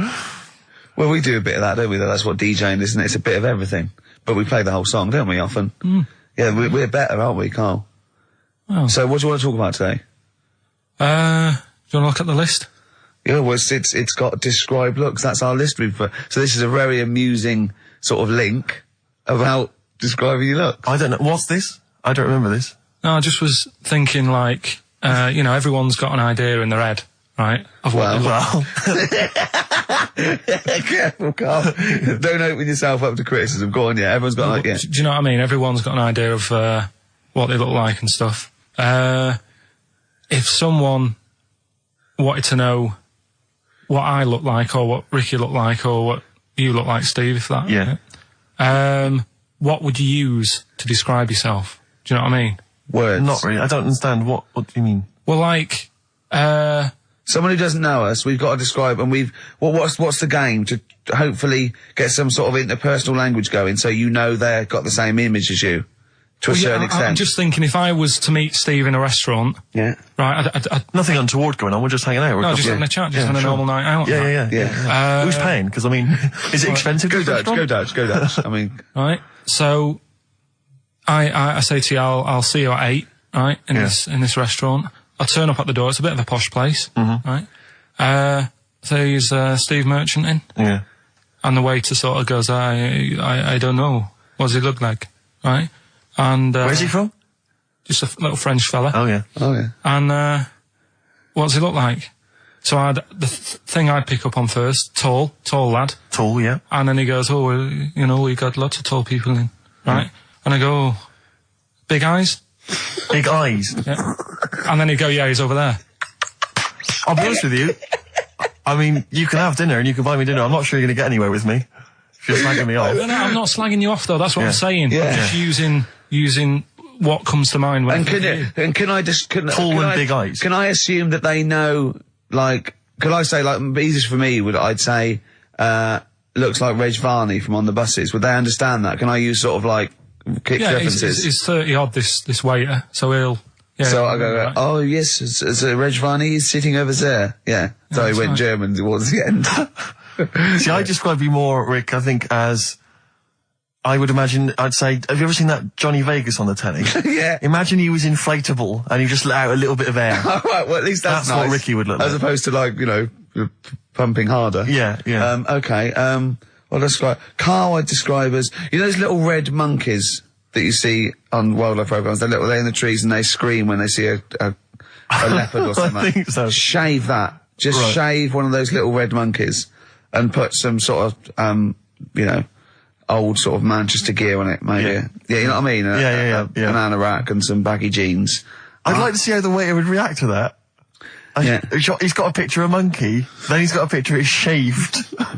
It's like he's got no hair, then dressed like some kind of Manx scally. He's over there. Yeah, he's over there, Carl's over there. That's what I do. Brilliant. So, now coming up, the Verve, after that, an amusing link about gay handkerchiefs. Oh, really? I'm looking forward to this. Lucky Man by the Verve on XFM 104.9. I'm Ricky Gervais, with me Steve Merchant and Karl Pilkington. Carl, what's the problem with gay hankies? You played Bruce Springsteen last week. Yeah. Right? Yeah. And you said he had got a load of trouble on his hands when he had a hanky in his back pocket. Did I say that on air or...? Well, we were just saying that famously on the cover of the Born to Run, Born in the USA album, it's just him, isn't it, with his backside, basically, with a red handkerchief. I wasn't looking. Well, I just... I did it for research purposes, for this amazing link. Yeah, he had a red handkerchief, I think, in his right-hand pocket, and apparently that signifies homosexuality. Apparently, I don't know. Oh, I thought it was which way you take it. I don't know. These are those myths, aren't they? Right, yeah, well, exactly. I don't even know if this is... No, well, I read up about it. Okay. Right. Just research. And, it's all sort of, they've got all different coloured hankies. Are they? Right? Yeah. Right. And, it depends what pocket you put it in as well. So you've got, like, the different colours, different pockets. Yeah. And, sorry, how many variations are there? Different pockets is what? Well, you've got, like, your back pocket, your right back pocket. Well, what do they mean? What do you mean? Well, what do they signify? You can't just tell us they signify something. What do they signify? Well, some stuff that we don't really want to talk about, to be honest. What? Sort of, stuff that gays are into. Right. What do you mean? Barbara Streisand records? Yeah, yeah. Eurovision. No, like, a couple of the things that were there that I know we can mention. He said something about... I love what he thinks he can't mention. I love it. Decency. What is this? 1956? No, but I mean, it isn't just, having it away. Having it away? I love him! Having it away! You get up to some weird stuff. I love the fact he didn't want to offend, but he's offended a lot more people by saying they get up to some weird stuff. Right. In your opinion? Yeah. What do you mean? No, but don't if there is something that I don't know about that it's like you can't say on the radio. Yeah, I'd rather not. But what do you mean weird stuff? Well, one of them, right? If you've got a red hanky, right? Yeah. In your right pocket. Like Bruce? Yeah. That's exactly what Bruce had, yeah. Right, well apparently then, Bruce is an armpit freak. An armpit freak? Yeah. No. Really? No. But that's very specific. Carl. Seriously. Well, what? Right, okay. What else is there then? Sorry, is there some kind of homosexual body that sat down and came up with this at some point? Well, you said this is getting crazy. You've got, like, a blue handkerchief in your top breast pocket. I don't know what that means. You need to sit down. There's some kind of summit, figure out what it means. Yeah. It's just that you're not free from it either. So if you were to go in like a gay bar, which, you might do if you're straight anyway, because they're, good places, I think. Mm-hmm. Right? You can't actually go in there if you've got a cold, because every coloured hanky represents something. Right. So if I was to go in, had a bit of a sniffle, I could get into all sorts of trouble. Right. What, pull out a Marks and Spencer's white linen hanky, that means you like to be tied up and whipped. Yeah. There was another one, armpit freak was covered. Armpit freak is done. We've covered. An armpit freak? I don't really know what that means. Right, okay, yeah. But there was just one other thing, like a blue and white one, is if you're into sailors. To sailors? Yeah, if you have a little blue and white hanky, that's in your left pocket. Yeah. Right. Blue and white equals sailor. So I wanted to ask you something. But again, we've got to be careful here. You know when you wouldn't leave the building that was on fire because you were standing proud. Hang on, we need this. Some people now don't know what you're talking about. Carl, you were on holiday. Yeah. On holiday in Tenerife, right? Yeah. You'd had a moment of intimacy with your girlfriend. Yeah. A knock on the door. You had to stop and get up. You peeked around the door. It was a fireman saying, "Get out," but you didn't want to leave because you had a. Yeah. Yeah. It was a little. Yeah. But what I don't understand is you maintained that while looking at a Spanish man dressed as a fireman. Yeah. Is that true? Is that the fact? You maintained, I'm sorry to say, you maintained arousal whilst looking at a gentleman dressed as a fireman. No, these are the facts and they are undisputed, right? Did you maintain? I'm not a machine though, do you know what I mean? I can't turn it on, turn it off. Right? But you were talking, I just thought, talking to a fireman, you'd have probably lost it. I don't know, but you didn't. No, but the other thing was, I mean, I was talking to Suzanne about it again, right? She said, "What are you talking about that for?" Right? I said, "Oh, it just cropped up," right? Yeah. And the dilemma was, you see, I wanted to try and make sure that it was a proper fire because that was the last condom we had, right? So it would have ruined the night. So I didn't want to it was like, well, what's going on? Is it, do we need to get out? Yeah. Is it a proper fire? Yeah. And you, and talking to this man in uniform, what did he look like? Was he good looking? Did he look like Ricky Martin, say? Was he good looking? Was he good looking in his uniform? I can't remember. Can't remember. Did he have a moustache? Better play a record, haven't we? Is this bringing it back? What? You look uncomfortable. What? Did you just switch this on with your hands? The Flaming Lips, and that's Fight Test. Lips and Test. Lips Test. On M. We were talking there about homosexual people, and I'm sure we'll move on to other topics. But I just mentioned, I was talking to a friend of mine in the week, Rufus, and he overheard, he pieced together sometimes if you overhear a conversation, you can piece together what's going on. Yeah. You know, and, it sort of transpired from what you could make out that one gay guy had just realised or just found out that his gay boyfriend had, maybe been having an affair and was on the phone, and had called this person, the third party. So the other one was crying, wasn't it? The other one was crying in tears. Obviously, they just had a big argument about it. And all he heard on the phone was the guy saying, in very kind of earnest tones, "I'm going to do everything in my power to destroy you."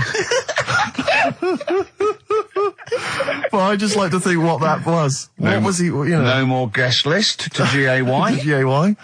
I am going to, slash your diesel jeans with a pair of scissors. What if they're listening now?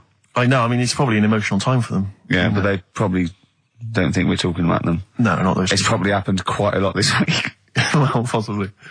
I do know quite a lot of gay people, right? But they do jump about when it comes to partners. Right. Carl. No, Lee. Freedom of speech. Yeah. Let the man speak. No, I'm not saying that's a bad thing. I mean, it's quite, you know, they don't, you know, if they get bored, they move on that. Which is fair enough, but they do, How have you pieced this together? And they go out late, don't they? Oh, we've covered that, haven't we? We've done that. Yeah. How have you, so you... Do you know how we covered that? His favourite record is Killing a Georgie. And he went, at the end of the record, he went, see, but how late was it? Yeah. If he'd have been sort of going out at a decent time, that wouldn't have happened. Sure. You know what I mean, Steve, though? They're always getting ready to go out about 1:30 in the morning. You're asking for trouble. Yes. Incidentally, I should just point out that, Oh, dear. that, we've had an email, I've lost it here now, but anyway, it was one of our listeners saying that we've slightly embarrassed ourselves because, of course, Bruce Springsteen on the cover of Born in the USA doesn't actually have a handkerchief in his back pocket. It's actually a red baseball cap. So, well, I don't know if that also counts. I don't know if it's any coloured object. What does that mean, though? Yeah, into heads. Into little round heads. Oh. If Bruce Springsteen, and he's obviously not gay, but if he said, alright, Carl, just, you know, little cuddle, would you turn down Bruce Springsteen? Yeah. Well, no, but why? Just like, alright, mate, you know, you hug your mates, don't you?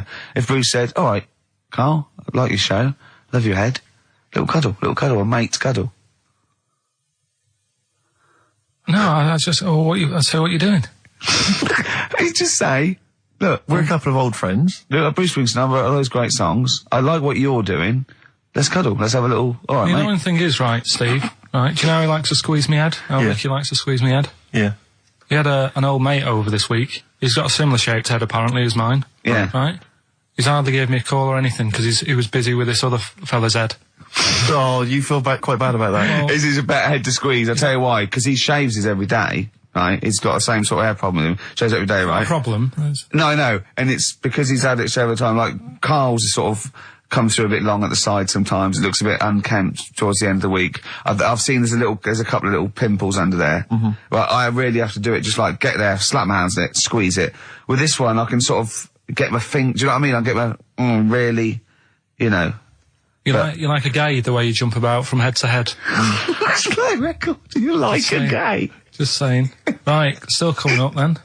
What have we got coming up? We got Rockbusters. Oh, is any monkey news this week? It's been a problem. Why? It's not much has been going on this week. What, in the monkey world? In the monkey world. I don't know if they've caught on to the fact that they're getting coverage.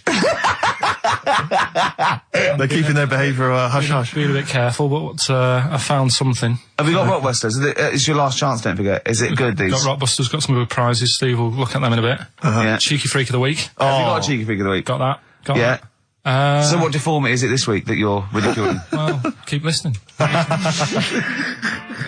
I didn't really appreciate the Stones when I was younger. I was always a Beatles fan, but now I can't really listen to the Beatles. I just like, it's like I've used them up. It's about 5 tracks I like. Yeah, the but Beatles. the Stones just get better and better. And that one's brilliant. And the video's so good as Oh, well. amazing. From 1981. That was Waiting on a Friend. From the Rolling Stones. Right. What have we got? We got more fun coming up, I imagine. Yeah, Cheeky Freak of the Week. An amusing story about inflatable testicles. We've already given you half an hour talking about gay people. Who knows what else will be coming up? Yeah, it's a big market. Out of Time by Blur on XFM 104.9. Alright, Carl. No. What are you thinking? Just thinking about stuff. You're an enigma, aren't you? I would just say hello to, we've got an American listener apparently, Karen. Anyway, what else have we got? I thought that might fill up 4 seconds. We're not struggling, are we? No. We well, just consult the list of Dr. Fox-esque amusing topics. Wet Ones, Screwball, Shop Train, Cheeky Freak, Ronan. What was Ronan?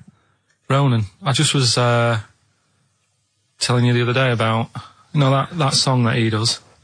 Loving every day as if it's your last one. Right. Yeah. I'm just thinking he's saying that as if like, oh, I'll have a good day. But I reckon if you knew it was your last day, I don't think you'd be in the mood to do anything.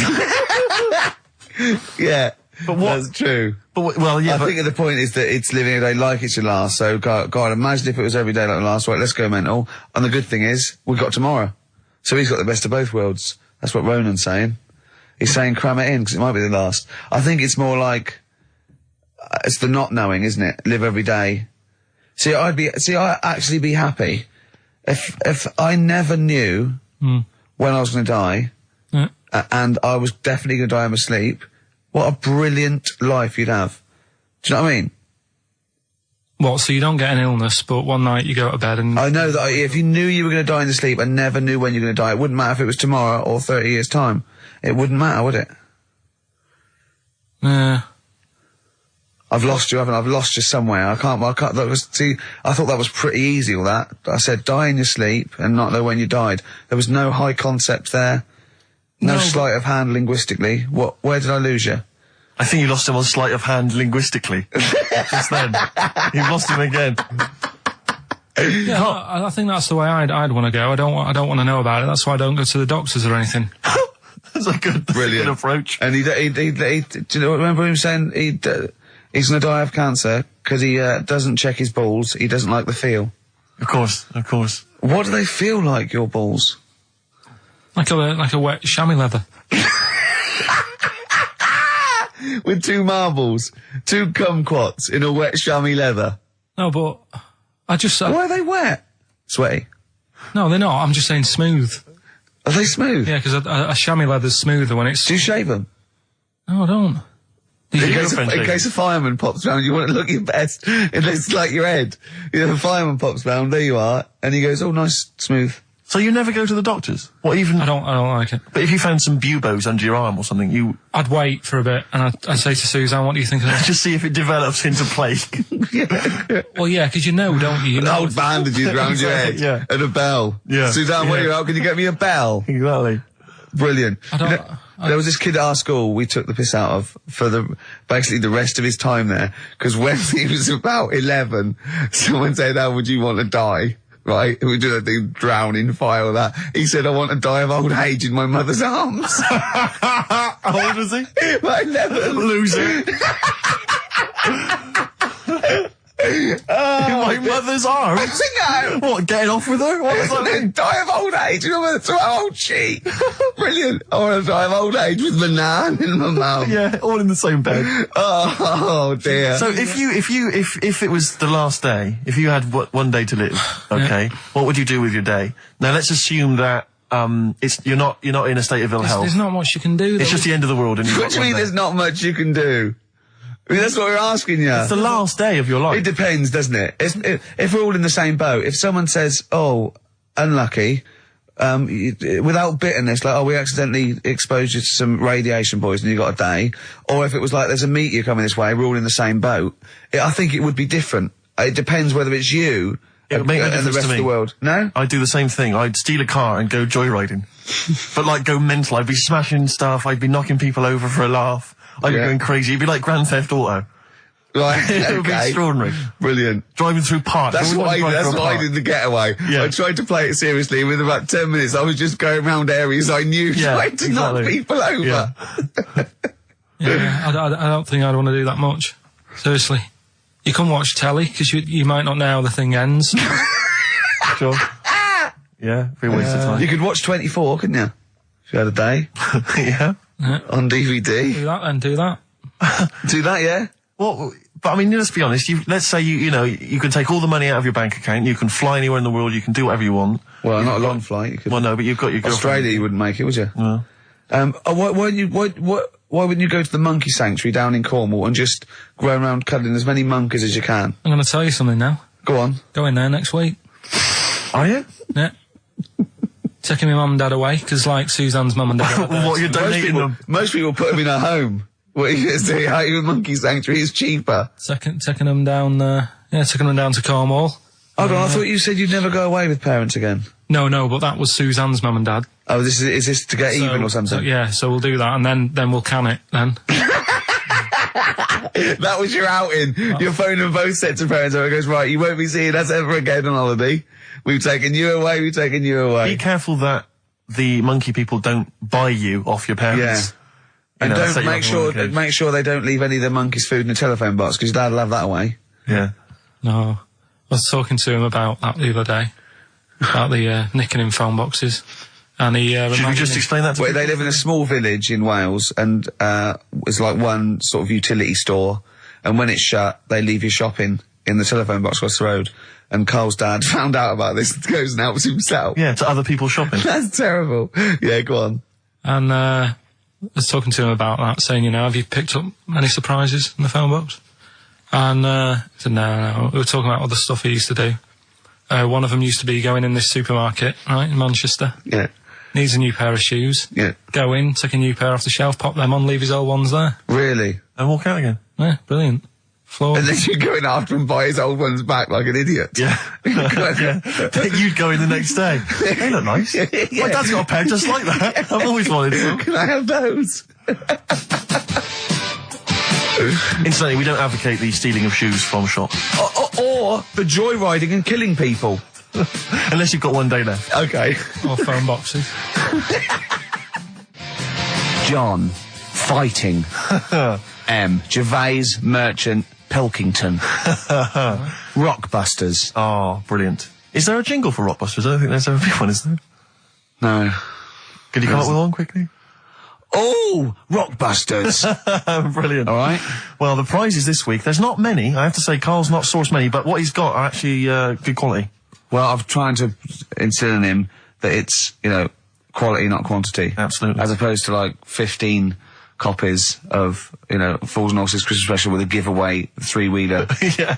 car and Primal Scream's greatest hits on 11 CDs. Yeah. Not Primal Scream, in Spiral Carpets. Oh, that was it, yeah. Spiral Carpets. Anyway, yeah, we've got this new Kiss FM hip-hop classics compilation, which has got some really good stuff on there. New stuff from the likes of, Outkast and the Wu-Tang, but some old classics from Public Enemy, and of course LL Cool J's Mama Said Knock You Out. It's worth having alone for that track. Yeah. I think this is 4 CDs? No, 2 CDs. The Best Air Guitar Album in the World, Volumes 1 and 2, and a special box set. Yeah. You've got all sorts on there. There's May. Bryan Adams is on there, Robert Palmer. May, but also excellent stuff. Beastie Boys, Clash, we got the Kinks, so that's good. Abigail's Party, the DVD thing with Alison Steadman. I know you're quite a fan of that, aren't you, Rick? Yeah, it's good. Which is, from many years ago, if you've not seen it, it's good. This, Later with Jules Holland DVD, it's got, live performances from PJ Harvey, the Cardigans, Rollins. But he is playing Boogie Woogie over their tracks. I would hope so. Okay, good. And also, is this the new albums from The Thrills? Yeah, it is. Is it the album? Yeah. So that's a little, Wow. Is that exclusive? It's not even out yet, is it? No, not even out. Not even out. Wow, that's the sort of things that Carl can come up with if pushed. It's all about the game, though. It's all about the game. The prizes are just for fun. It's all about the playing the game. Let's see what Carl's come up with this week. This is his last chance. If I ever hear anything like New Odour again, that's the end. Okay. They did get it, though, didn't they? So they're working out. They will do it. Just let's have the jingle again. All right. Oh, Rockbusters. Right. If you haven't heard it before, cryptic clues that make up a band, and some initials to help you on your way as well. Right? So, well, you'd never get it without, but go on. First one, that fella likes sucking on iron. Right? That fella likes sucking on iron. Yeah, the initial M. Right? Okay. That fella likes sucking on iron. Right? That's the first one. Second one, The Jamaican fella spots a boat. Oh, God. Say that again. The Jamaican fella spots a boat. Spots a boat. Yeah. Right. The Jamaican fella spots a boat. Yeah, that's right, yeah. All right. Initial there, D. D. D. D. Okay. D. D. All right. And the last one, do you want a game of tug of war? Well, it's up to you. You own it. Right? Interesting. I've just got number 2. Right. Do you want... Oh, God. Right, The third one, do you want a game of tug of war? Well, it's up to you. You own it. And what's the initial? E. All of them again, quickly. Right, so the first one, that fella likes sucking on iron. That's M. Second one, Jamaica fella spots a boat. Right, that's D. And the last one, do you want a game of tug of war? Well, it's up to you. It's, you own it.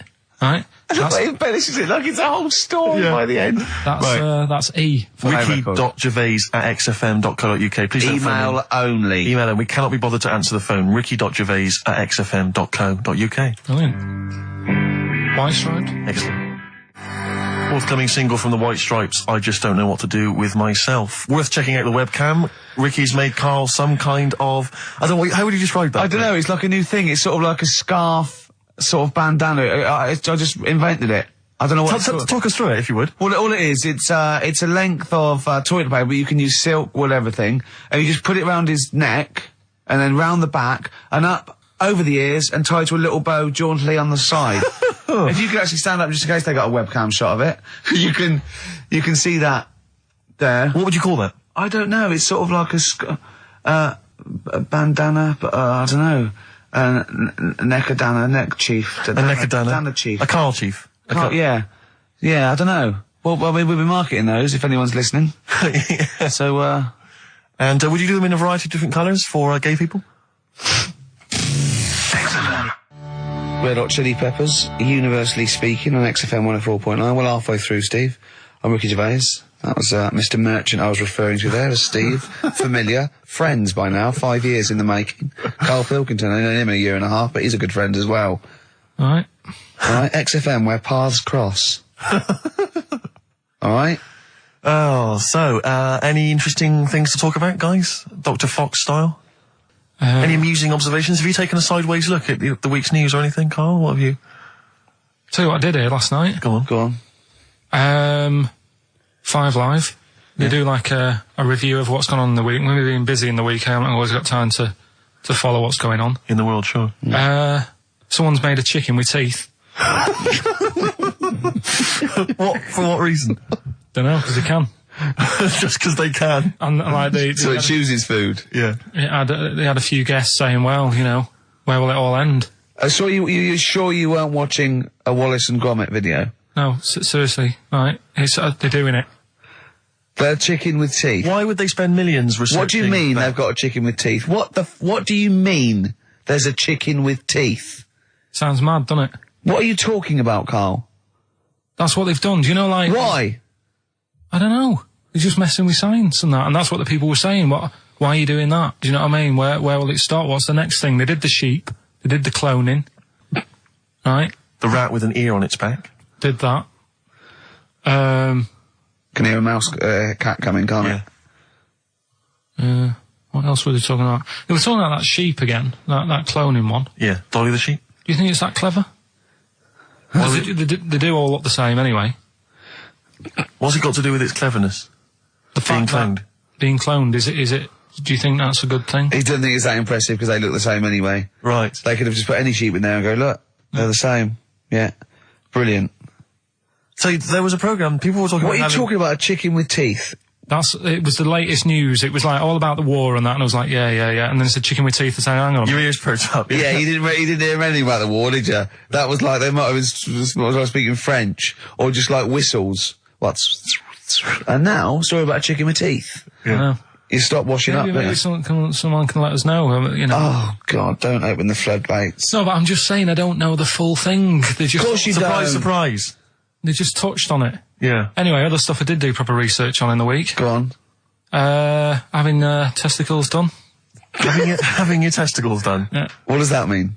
Same magazine that was doing the hanky coverage, letting you know what all that's about. It was like a great magazine. How can we get him as a pundit on these news shows like Newsnight, Do you know what I mean? Sky News. On there, wouldn't he? Just on there, just asking what they think. Wouldn't that be amazing? Is there a producer out there that would take a chance on Pilkington? It's Pilkington, Raggy Omar, Ian Hislop, and they're a panel of people, and they just ask people. Yeah. Yeah. So you can have your testicles made bigger. Why would you want to do that? Well, that's what I was asking. What's the point? Well, the actual testicles, or do they just inflate your ball bag? Because you could do that, couldn't you? You could have some air injected so it was like a big... so they'd look bigger, but they'd rattle around inside, wouldn't they? Make a little noise, wouldn't it, when you're... like manacas. Like some kind of instrument. Yeah. That was sort of like one of those African instruments, just like a big sheep's bladder with all... There's Pedro on the maracas. Yeah. They just, yeah. Yeah, just stripped to the waist. Yeah. Just, yeah, with us hanging out. Why, and then when you're sort of like, the neighbours would think, what's he doing? He's been playing those maracas all night. And really, you were... Yeah. You know. Why the mouse with the ear on its back, go and keep it down. Yeah, this is really loud to me. Eh? Why would someone have that done then? You brought it up. Yeah, well, presumably so that they could draw a little funny face on them.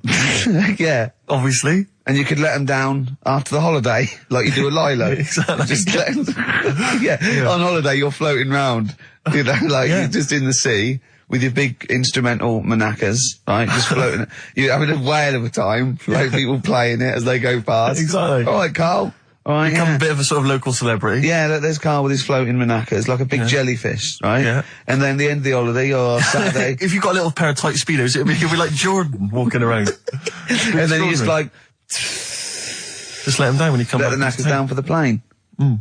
Yeah. Because apparently they do get bigger, don't they, as you get older? When you're an old fella. No, I think they get lower. I think that's it, that testicles and breasts get lower. Is that purely gravity? I think so, yeah. Probably stretching a bit, innit? So is it wear and tear? Is the old fellas who are walking about saying, "Oh, sick of these"? They don't tread on them. Well, that's why old people have always got to have a little sit down. You know, 100 metres. Yeah. Put them in the socks. Exactly. Yeah. Or they can have I suppose you can have like a little ball lift. You can have a facelift, can't you? Have a little nip and tuck. Or probably a facelift would help, wouldn't it? Because if you pull your face up. That's going to bring the skin up. Bring up a little bit, yeah. Don't go too far. You'll have a little knob as a tie. But you can, you can tighten stuff up. Speak for yourself.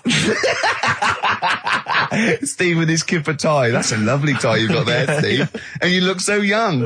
Yeah. What's that little sack underneath it? That little brooch. Well, wait. Playing with your little manacas all night, Carl.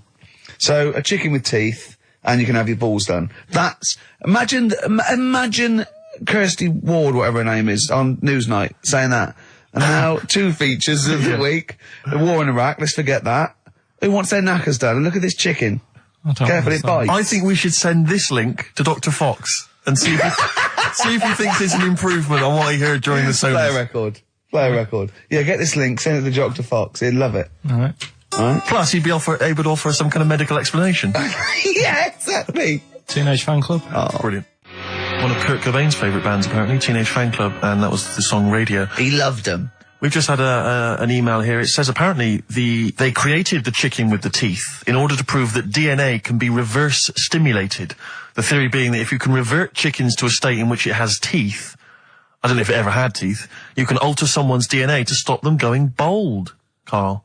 Did they mean that because birds came from reptiles that had teeth, outcrops, and then changed into a beak or whatever, that they revert? I don't understand. They revert DNA. I mean, there's not quite enough science here for me to be able to answer it in detail. Well, not for us, maybe. But I think Carl's probably grasped it. What do you think that means, Carl?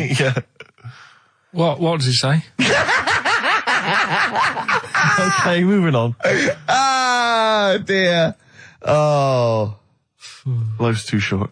What else is there? Have you got a monkey news coming up soon? Like I say, it's been a struggle.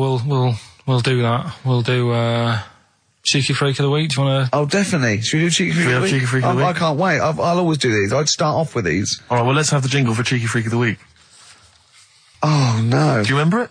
No. I remember it. Oh, Cheeky Freak of the Week. Brilliant. Something like that. I want some more though, because that was slightly half-high. Oh, Cheeky Freak of the Week. Excellent. Right. This we're going back again.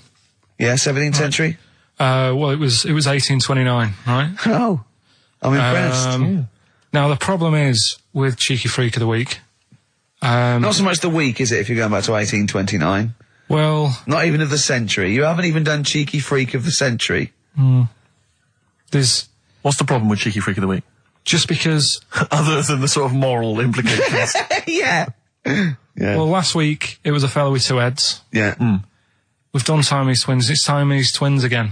Oh, No, it was Siamese again. twins. It wasn't a fellow with two heads last week. It was Siamese twins. Conjoined twins, sorry. They're two different people. This is what I'm telling you. But this is the problem. They're going to crop up quite a lot just because they've got double a chance. Alright?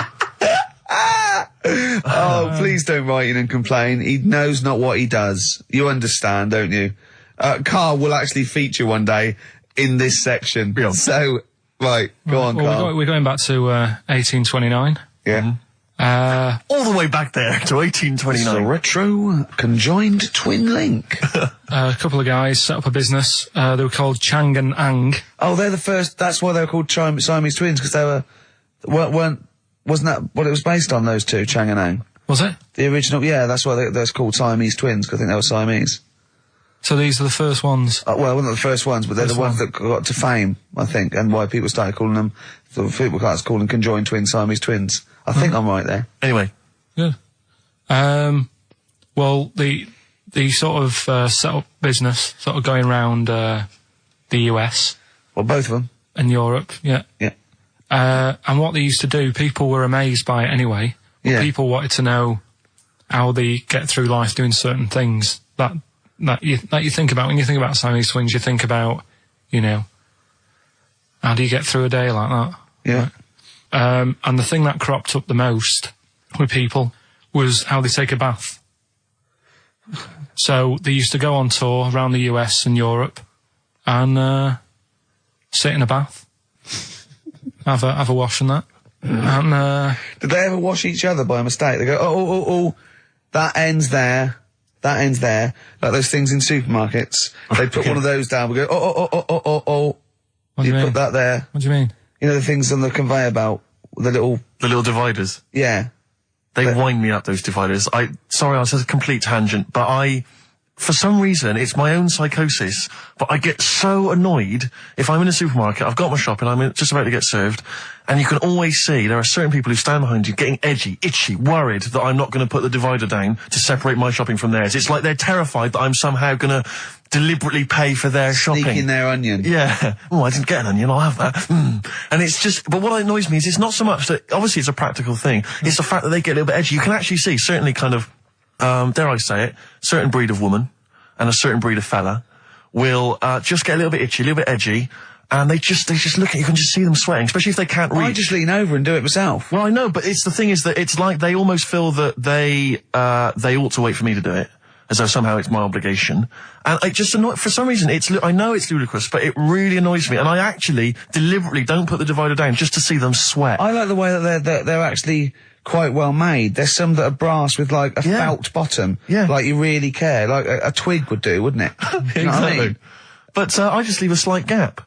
And then when it gets to when the woman's putting it through the till or the guy, I just say, that's my stuff. Do you ever look at other people shopping and go, oh, I should have got that? Often. Oh, yeah. That's annoying. I'll tell you what it is, it's the same thing, and again, it's my psychosis.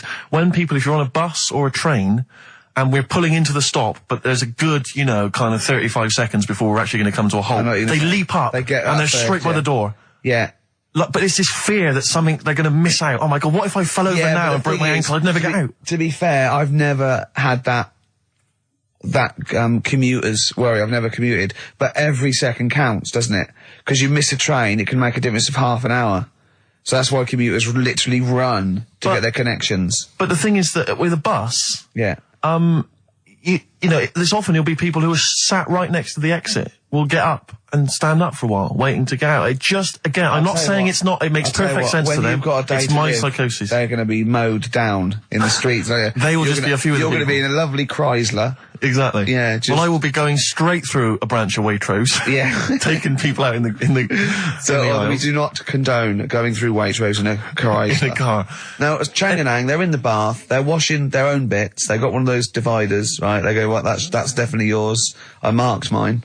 That's definitely mine. What? Don't wash that, Chang. I wouldn't, Ang. I wouldn't wash that. Right? So what are they doing? They're in the bath. Carry on with the story. That's about it, really. I mean, that's the fact that people... So, two little Oriental fellas joined in the hip, had a bath. No. That's your story. No, they didn't have a bath. They everybody, they must have done some sort of research, right? Who? Changarang, right? And they said, well, what do people want to see? Isn't that basically Roller's song? But it's an idea that people have queued up. They've paid their money. They're in a tent. They're going, well, I hear they're going to have a bath. They're going to have a bath. Two Chinese people have a bath. How would they possibly do it? Well, I've heard they get into a bath. But that's I don't know what they what's wanted exciting. to see them nude and where the join was. No. More than how do you get in the bath? I don't know. They just that's what they picked. They said what would be good to see. What do you want to see them do? Having a bath. How'd you get into trousers? Was there Exactly. This is all part of it, isn't it? That's why they picked having a bath. This is all part of it. Well, they want you to get dressed afterwards. Yeah. Who was the best out of Chang and Ang? Who was your favourite? They both look the same, to be honest. There's a surprise. One was a short ginger woman. Oh dear. Is there anything what would be better than having a bath for you when you'd seen them? What would sort of make you go, I wonder? One of them pulling and the other one going home alone. Yeah. I go, look, she's definitely up for it. I'm taking her home and go, what am I going to do? Can I watch? Definitely not. Definitely not. Look, you go to bed. I want to wine and dine her. But if he's got back to their place and they're going at Hammer and Tongs, but are you saying one of them? No, Hammer and Tongs were their cousins. Right. They lived miles away. Yeah. If one of them gets knackered, can the other one take over? God, I think we play a record. That annoys me. What? That sort of being at it all night. What do you mean? Let's put a song and I'll come back. What do you mean? No, come on. Seriously, because Okay. R.E.M. yeah. Well, after R.E.M., Night Swimming, being at it all night, and why it annoys Carl. Night Swimming by R.E.M. Well, before we played that track, you remember Carl was on the, teetering, on the cusp of telling us why he's annoyed at going all night. I assume you mean... Relations. Yeah. What do you mean? What annoys you about that? What? Sexual relations all night. The concept. Or people keep you up. Is it your next door neighbours or something? No, just that thing of people who say, was that it all night last night? Who says that to you? Lads who think they're, they think they're a bit of a lad and think that means it's good. Well, like Sting and his tantric sex. Sting. Yeah. Well, to be fair, it goes for 8 hours, but only 3 minutes of that is going for it. The other sort of, 7 and a bit is sort of laying next to each other, isn't it? Right. Or sometimes in a different room. Yeah. Yeah. Is that why it's called Sting? Hey? Well, if you're at it all night, bet it. It's gonna sting. Yeah. So what's your problem with this notion of going at it all night? It's just that thing of, get it done right the first time. Do you know what I mean? Get it done. Yeah, get in, get out like the SAS. Once you've done it, you've done. You know what I mean? Yeah, no fanning around. No messing about. So, it's just that, isn't it? It's like, do it right the first time. Once you've washed up, right, you put the pots away, you don't dirty them again. What a lovely analogy. That's one of the great Is that what you say to Suzanne? Come on, love. Once you've washed up. I've already washed up. You don't dirty the pots again. Go. What a romantic Ding dong. song. Hello, is there a fire? Oh. Hello. Did he have a moustache, the fireman? Oh. Radiohead, they're there on XFM 104.9. I'm Ricky Gervais, Steve Merchant, Karl Pilkington with the answers to Rockbusters, the biggest quiz on radio, probably. Mm-hmm. Do you want to remind us the quiz? No, you mean the crappiest quiz on radio? Yeah. Right. First one was, that fella likes sucking on iron. Yeah. Right. The initial was M. Yeah. What was the band? It was Metal Liquor. Alright. What's Metal Liquor? Wait, I've never heard of a band, Metal Liquor. Metallica. No, you said Metal Liquor, I don't understand. Yeah, Metal Liquor, Metallica. What? No, say it again and try and make Metallica sound like Metal Liquor. Metallica. Metallica. Metallica. Is he having a fit? Say it again. Make Metallica sound like metal liquor. Metallica. Metallica. Okay, next one. Right. Yeah. Second one, the Jamaican fella spots a boat. That was easy. That was D. That was Debage. You got that? Make it sound like the band. Debage. Make it sound like a Jamaican fella saying, spotting a boat. Debage. Right. So you got that one. Okay. And the last one. Do you want a game of tug of war? Well, it's up to you. You own it. Yeah. Right. That was E. That was your rope. Right. Europe. Europe? Right. Who did the final countdown? Yeah. So that's the... No, what? We've let that go? That's the 3 answers for this week. Who's the winner, Steve? Well, again, I mean, there are lots and lots of people who got it right, Rick. So I don't know if it's just us that think this is rubbish. Right. But, Who's the winner? Well, you know, I'm always a fan of people with just something, a name, I don't know, that maybe tickles me. Yeah. And sadly, I did want to give it to, I wanted to give it to Daniel Jowett. Because I just, for some reason, Danny Jowett. We're going to start. But sadly, I just realised he got it wrong, so I'm going to give it to a different Dan. So not only did you ridicule his name, He's not even getting the prizes.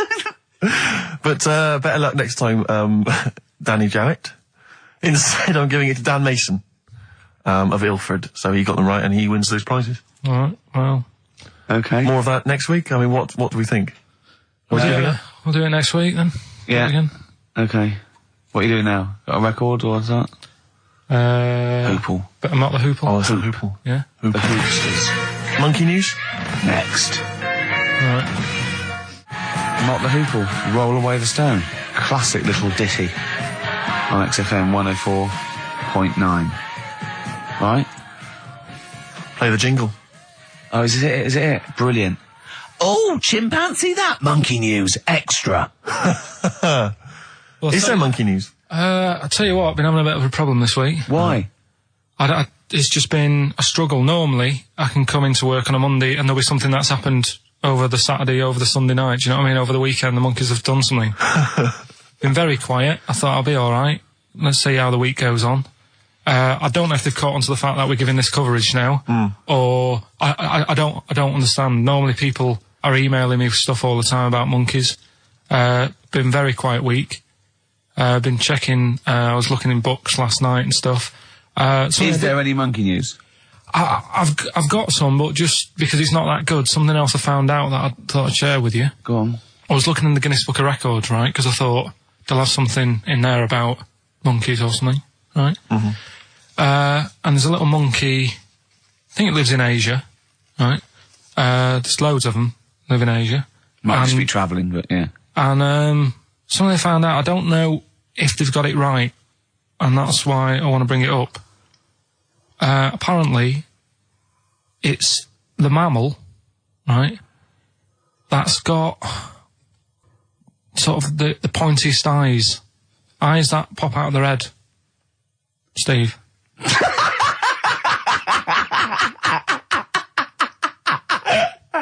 Now, the thing is, right, I thought that's interesting. Yeah. Apparently, it's the biggest with the sort of goggle eye type thing. Right, yeah, go on. Apparently, they come out of their head 1.6 centimetres. 1.6 centimetres? What, you mean they protrude? Yeah. They protrude from the head at 1.6. Okay. What? How long? Have you got a ruler, Rick? 1.6. He's having a go. I'd say I'd be a little bit annoyed if the monkeys beat me. Well, I don't think it has. That's what I'm hoping. Is there anything we can... I mean, what's 1.6? Oh, can you... It's about... Drop your trousers. It's, about 3/4 of an inch. What do you think? I don't know. Have they got it right, or what? Maybe I should come down to Monkey World with you next week. So anyway, that's not the monkey news. That's just something that cropped up. And I do know once when we were playing pool in the office. I think Lucy was your partner. Yeah. It was me and Ash versus you and Lucy. And you were having trouble because his glasses kept slipping down. So Lucy pushed his glasses up his nose, but the glasses touched his eye. Do you remember that? Yeah. He started it. Well, you're the one who joined in. I know, and I feel bad now. Yeah. He makes me nervous when he goes, yeah. It's like, play a record. No, I'm just trying to think about which part of your fat, middle-aged physique I can pick on. The tits would be good. Yeah, yeah. Oh, the belly. Sure. Oh, what do you think of that? Oh, that's, what is that? Play a record. Was that monkey news for this week? Have we not got any other monkey news? Well, it's just, it hasn't been that good. I mean, the one that I found out here, because we've covered so much in the monkey world, right? The fact that we've done a monkey that was a sort of half man, we've done a monkey that got a decent job in a train station. Can you think of any of the other? Well, that's just some of the great monkey news from the past. That's what I mean. So that's what you got to compete with. So even though this is quite amazing, just tell us. Another monkey's got married. Oh, not another monkey getting married. What do you mean? It's got another one. You know, it was knocking about with some woman monkey for a bit. A woman monkey. They decided to, you know, get married. Yeah. They did. What do you mean they decided to get married? Was it pressure from her parents? They had a good do, and They could do. I love the spread. I love that. Peanut vol-au-vents. Yeah. Celebrated in a pub, and then they both went off to the cage that night. That's what I mean. Even though that is quite impressive, because it's not true. Or it's a joke. It's nothing. It's not. On an Nova website, official sort of news website. 2 monkeys have married in Romania. After a whirlwind romance. Well, that's... After a whirlwind romance? God, yeah. Yeah, a quick one hanging onto the rope. Yeah. She was in the tyre. Yeah. He saw it. Yeah. He went, I'll have a go at that. They go, well, you got to marry her now. Yeah. Her parents came in and said, did you just shut my He was in door a zoo knocking one off. She went, I can do that for you. Yeah. Yeah. Goes say the monkey bridegroom was scared by the number of people attending the wedding and refused to get out of his cage. No. His bride Not bloody Hello Magazine again. No, it was, no, I think it was like last minute nerves. Right, like, right, you know, right. I'm single now, it's like, you know, it's the big step. Yeah. But his bride enjoyed every minute of it. She was loving it. Yeah, she sure, looked lovely, by sure. the way. She looked lovely. Yeah. Did she? Oh, good. Reports she only appeared to have problems with her veil and dress. Do you see, you know, this is... The guests I hope they didn't ruin it like Anthea Turner and maybe get sort of sponsorship PG tips or something. Totally, with strong plum brandy, so they got them drunk as well. So they carried on the celebrations at the pub, and the bride was taken to her new husband's cage at night. I apologise, play a record. I'll tell you what winds me up. What? Monkeys getting married. I know. And I'm not getting any action, and I got bigger eyes. Little by little. Oasis on XFM 104.9. Well, that's the show. Ricky Gervais, Steve Merchant and Karl Pilkington. Karl, do you think it was a good show today? It was alright, wasn't it, with some, What do you think the loyal listener has gotten from today's show? What do you think that, you know, we've added to the world? Well, I think they know what they've got, right? But if someone's just tuned in, I can tell them they've missed out on some good stuff. They've missed out on, Chang and Ang. Yeah. They're the two who are the one who invented, the ones who invented, you know, the Siamese twin thing. Yeah, that's it. They invented it. Yeah. You've got, you've had like How We'd Spend Our Last Day. Yeah. Right? Running people over. Chicken with Teeth. Oh, he says it like, you know, there's no other show that could give you all this. Yeah, go on. Gay Yankees. We've done that. Yeah. No one will be having a problem there tonight. Yeah. Another monkey marriage. Another monkey. Another It one. sounds like the end of the news. Yeah. You know what I mean? The headlines on Sky News. And headlines on, and another monkey marriage in Romania. If you've thought about having your testicles bigger, Yeah. we've sort of covered that. Yeah. And the monkey that had big eyes. Yeah. If it's listening, you know, its position might not be safe in the Guinness Book of Records. If, And of course, Karl stays hard by looking at firemen. Indeed, we've also learnt that. Well, that's not true. Well, you did. Yeah. All we know is that you saw a fireman and nothing, see, it didn't seem to affect your erection. We avoided saying erection In fact, for 2 hours. if anything, it prolonged it, from what we can tell. We've avoided saying erection for 2 hours, and then he just you know... Healthy young man. Yeah. So, Yeah, no, sure, I'm sure he was. I'm sure he was, but... Firemen keep Karl hard. right. Pete, for listening. Amy Mann to end with. See you next week. What about the fact that new gambling laws give Blackpool the green light to become a British Las Vegas? What do you make of that? Are you a gambler? Little bit when I go on holiday, like going in the arcade and having a little flutter. Sure. What's your favourite? I have a go on the fruit machines. Yeah. There's a good one called The Simpsons. Right. Is that your favourite? Yeah, it's quite good. Is that a tie-in with the TV show The Simpsons? Yeah. Okay.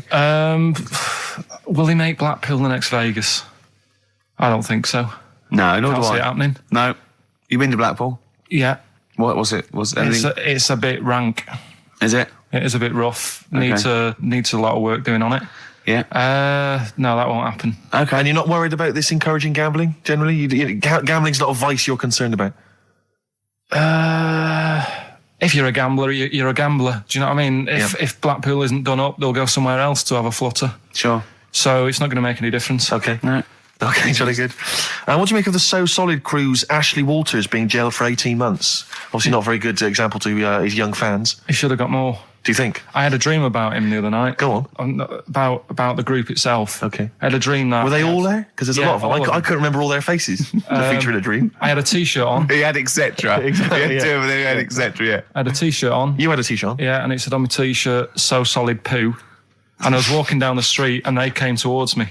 And they were just about to beat me That's up a and I woke up. great dream. That's amazing. That's an amazing I love that. dream We've for all a had 30-year-old. We've all had that anxiety dream.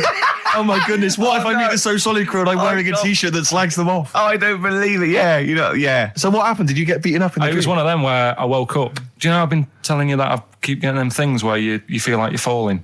Oh, yeah. It was the same sort of thing. It's You like, know I'm not a real psychiatrist, don't you? You should, you know no, what I but mean? you do know a lot about a lot. Yeah, I do. Thanks very much. And, if I'm at home talking to Suzanne about something and I don't know the answer, I think, right, I'll ask Ricky that when I see him. Yeah. Thanks. But you know that, I think you might have mentioned before that apparently if you die in a dream, it means that you're dying in real life. Yeah, well, that's it. If you don't... But apparently if you get beaten up by the So Solid crew in a dream, it means you're being beaten up by them in real life. Yeah, that is true. So you probably woke up a lot to of find people them have been pummeling your joking. Yeah. Terrifying. Absolutely terrifying. So, lock him up for longer. Okay. Finally, what do you make of Halle Berry becoming the first black woman to win the Best Actress Oscar? Did you see her speech? Got on my nerves. Did it? I mean, it's good that she won. It's nice for anyone to win an award. Yeah. But she did go on a bit. And, I've been in that same sort of position. What? Placing an Oscar? Well, I got... what they used to do at school is... Okay. If you did a full month without being off, you got a gold certificate. Okay. And I did a month once without having a day off. And I went up and I didn't make a fuss.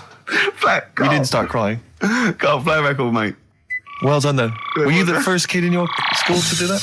I don't think anyone else got the certificate. It was only because I was never in. They tried to encourage me to come in. It was just for you. They mounted an entire ceremony just to Karl encourage you.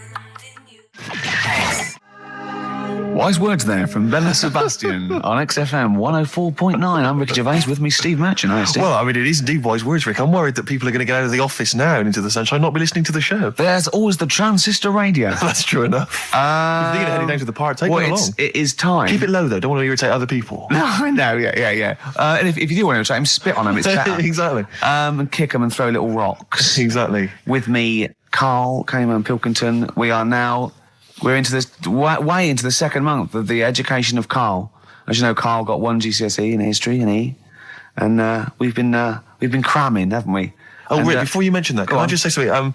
Obviously, we always do this thing with the Sun, White Van Man, where we read this thing out from the Sun and query Karl. And I was out with some friends last night, and my friend Dan always listens to the show, and he said, Karl, I love the bit when you answer the questions in the Sun. Why do you ever know what the questions are before they're asked, or is that your first answer? And Karl said, no, that is it. They don't let me see what the questions are first. They don't show them to me, and I always get really anxious and get really paranoid. And I was just wondering, have you seen the error there, Karl? Have you seen the mistake you've been making? Right? You're worried that you didn't get the questions beforehand, right? What? How could you maybe combat that? Do you think? How could you combat that if you're really nervous? Maybe you wanted to sort of have some views or ideas beforehand. It's your error, isn't it? Do you know what I mean? It's your show. If you want to take a chance with me. No. The point is this: that if you're really worried about it, how could you get hold of those questions in advance? Is there any way you could get hold of those questions in advance? Yeah, but is it always in today's? Is it always in Saturdays? Yes. So they don't do that every day of the week? They do, but I always take it from this Saturdays. Right, well, yeah, I could, but that would cost me money. I'm not on enough as it is working here on a Saturday. Okay. How much is the sun? 30p. Yeah, well... You're not made of money. Yeah. Actually, it's 40p on a Saturday. I don't know what I was thinking. Well, it's time. Well, go on. That time, isn't it? Yeah. Play the jingle. Yeah. White van man, Karl. Brilliant.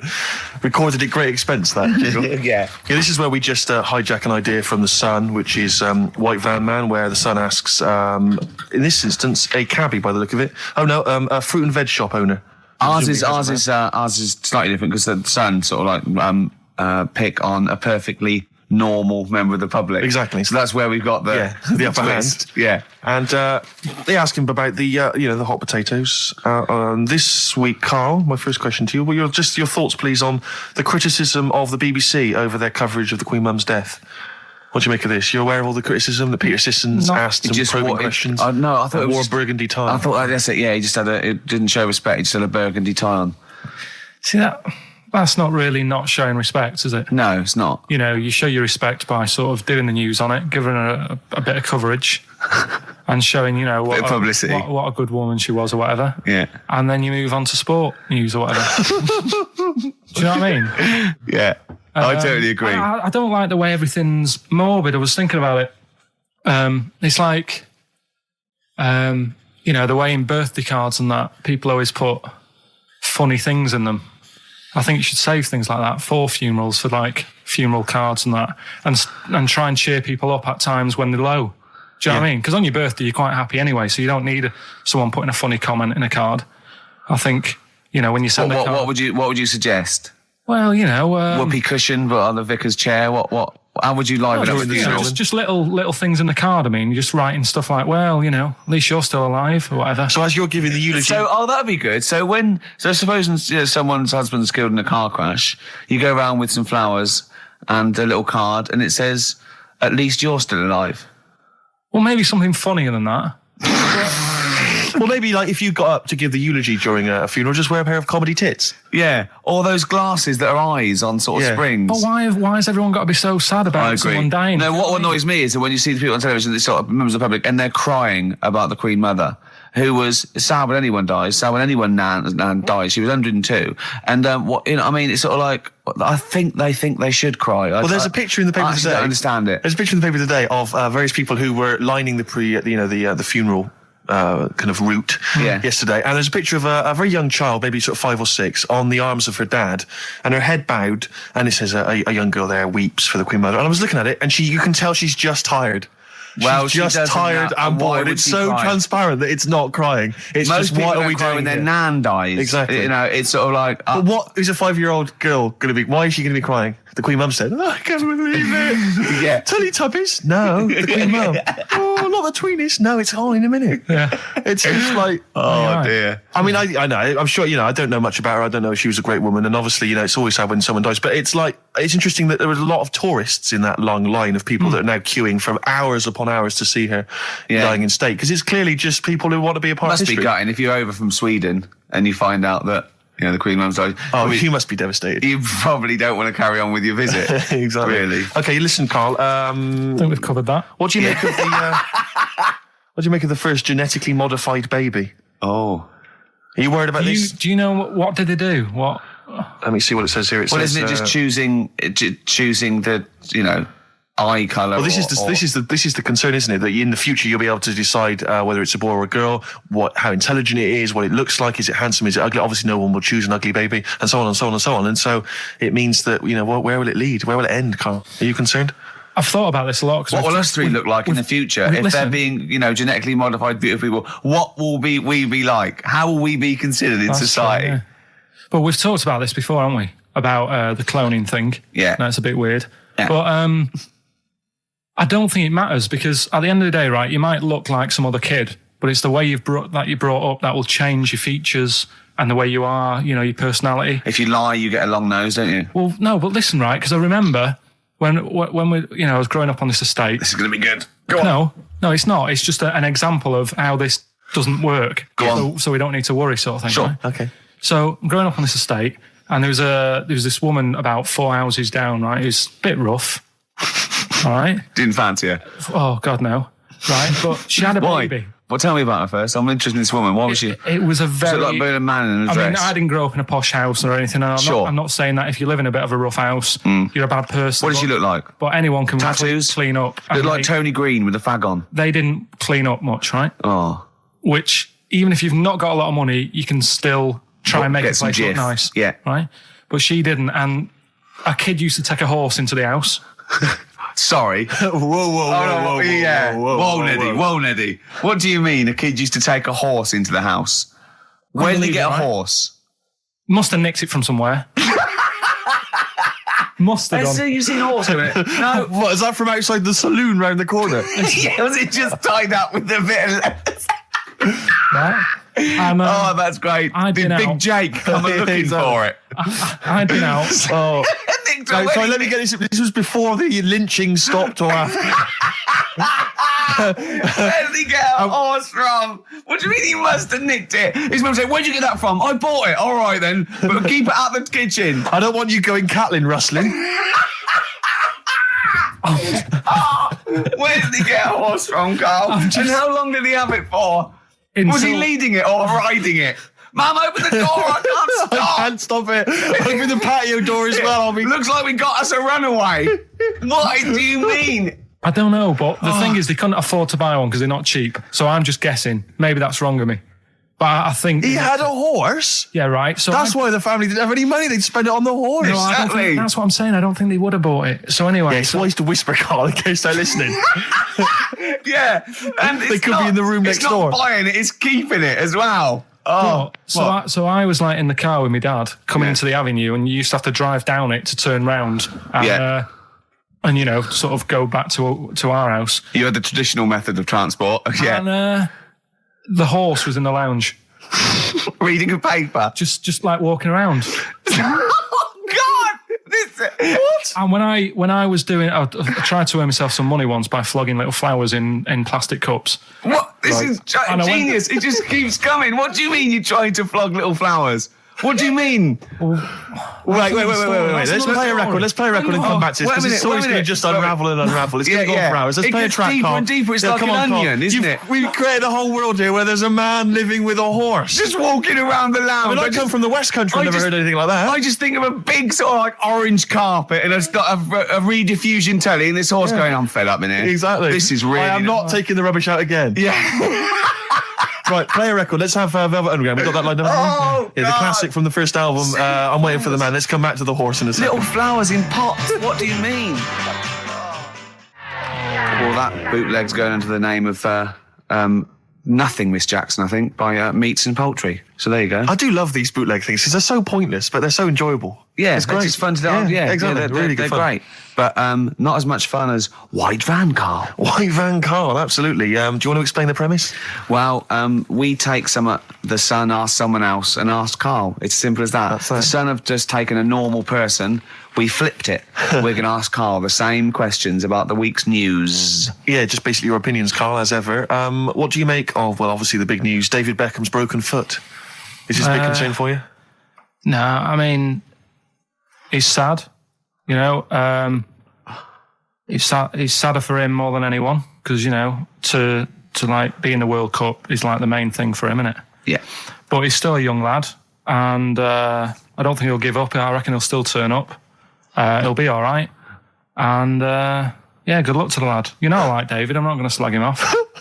Wise words. Yeah. He says that like he knows him, like he's popping round for drinks later. Yeah, like we tried to stitch you up. Go on. But obviously yesterday, was it yesterday? I think maybe Thursday. The Sun printed a big picture of David's foot and encouraged everyone to touch it at midday, because hoping that this would somehow, if we all thought and prayed together, somehow that would help his foot heal. Do you believe in that? No. Any belief in that? No, you're going down the old like Yoragella route, aren't you? Sure. I know it's stupid. Yeah. I'm sure. I mean, it's nice effort and everything. It sort of cheers everyone up. Hold on, you believe in ghosts and warlocks and licking toads? Why is that any more stupid than all those things? It's not going to work, is it?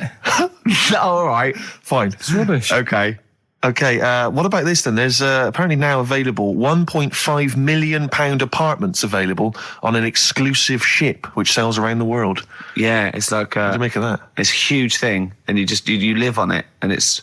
I mean, in theory, how big is it? It's mental. Do you know it's when like a town centre. Do you know how like people said that the Titanic was the biggest ship? Was that only then? They've got bigger ones now, haven't they? Yeah, a lot bigger. Oil tankers are much bigger, and. Yeah. No, but actual liners are big. Yeah. It was the biggest then. Yeah. Because my mum told me that there was one that was that big that it had like rough areas on it.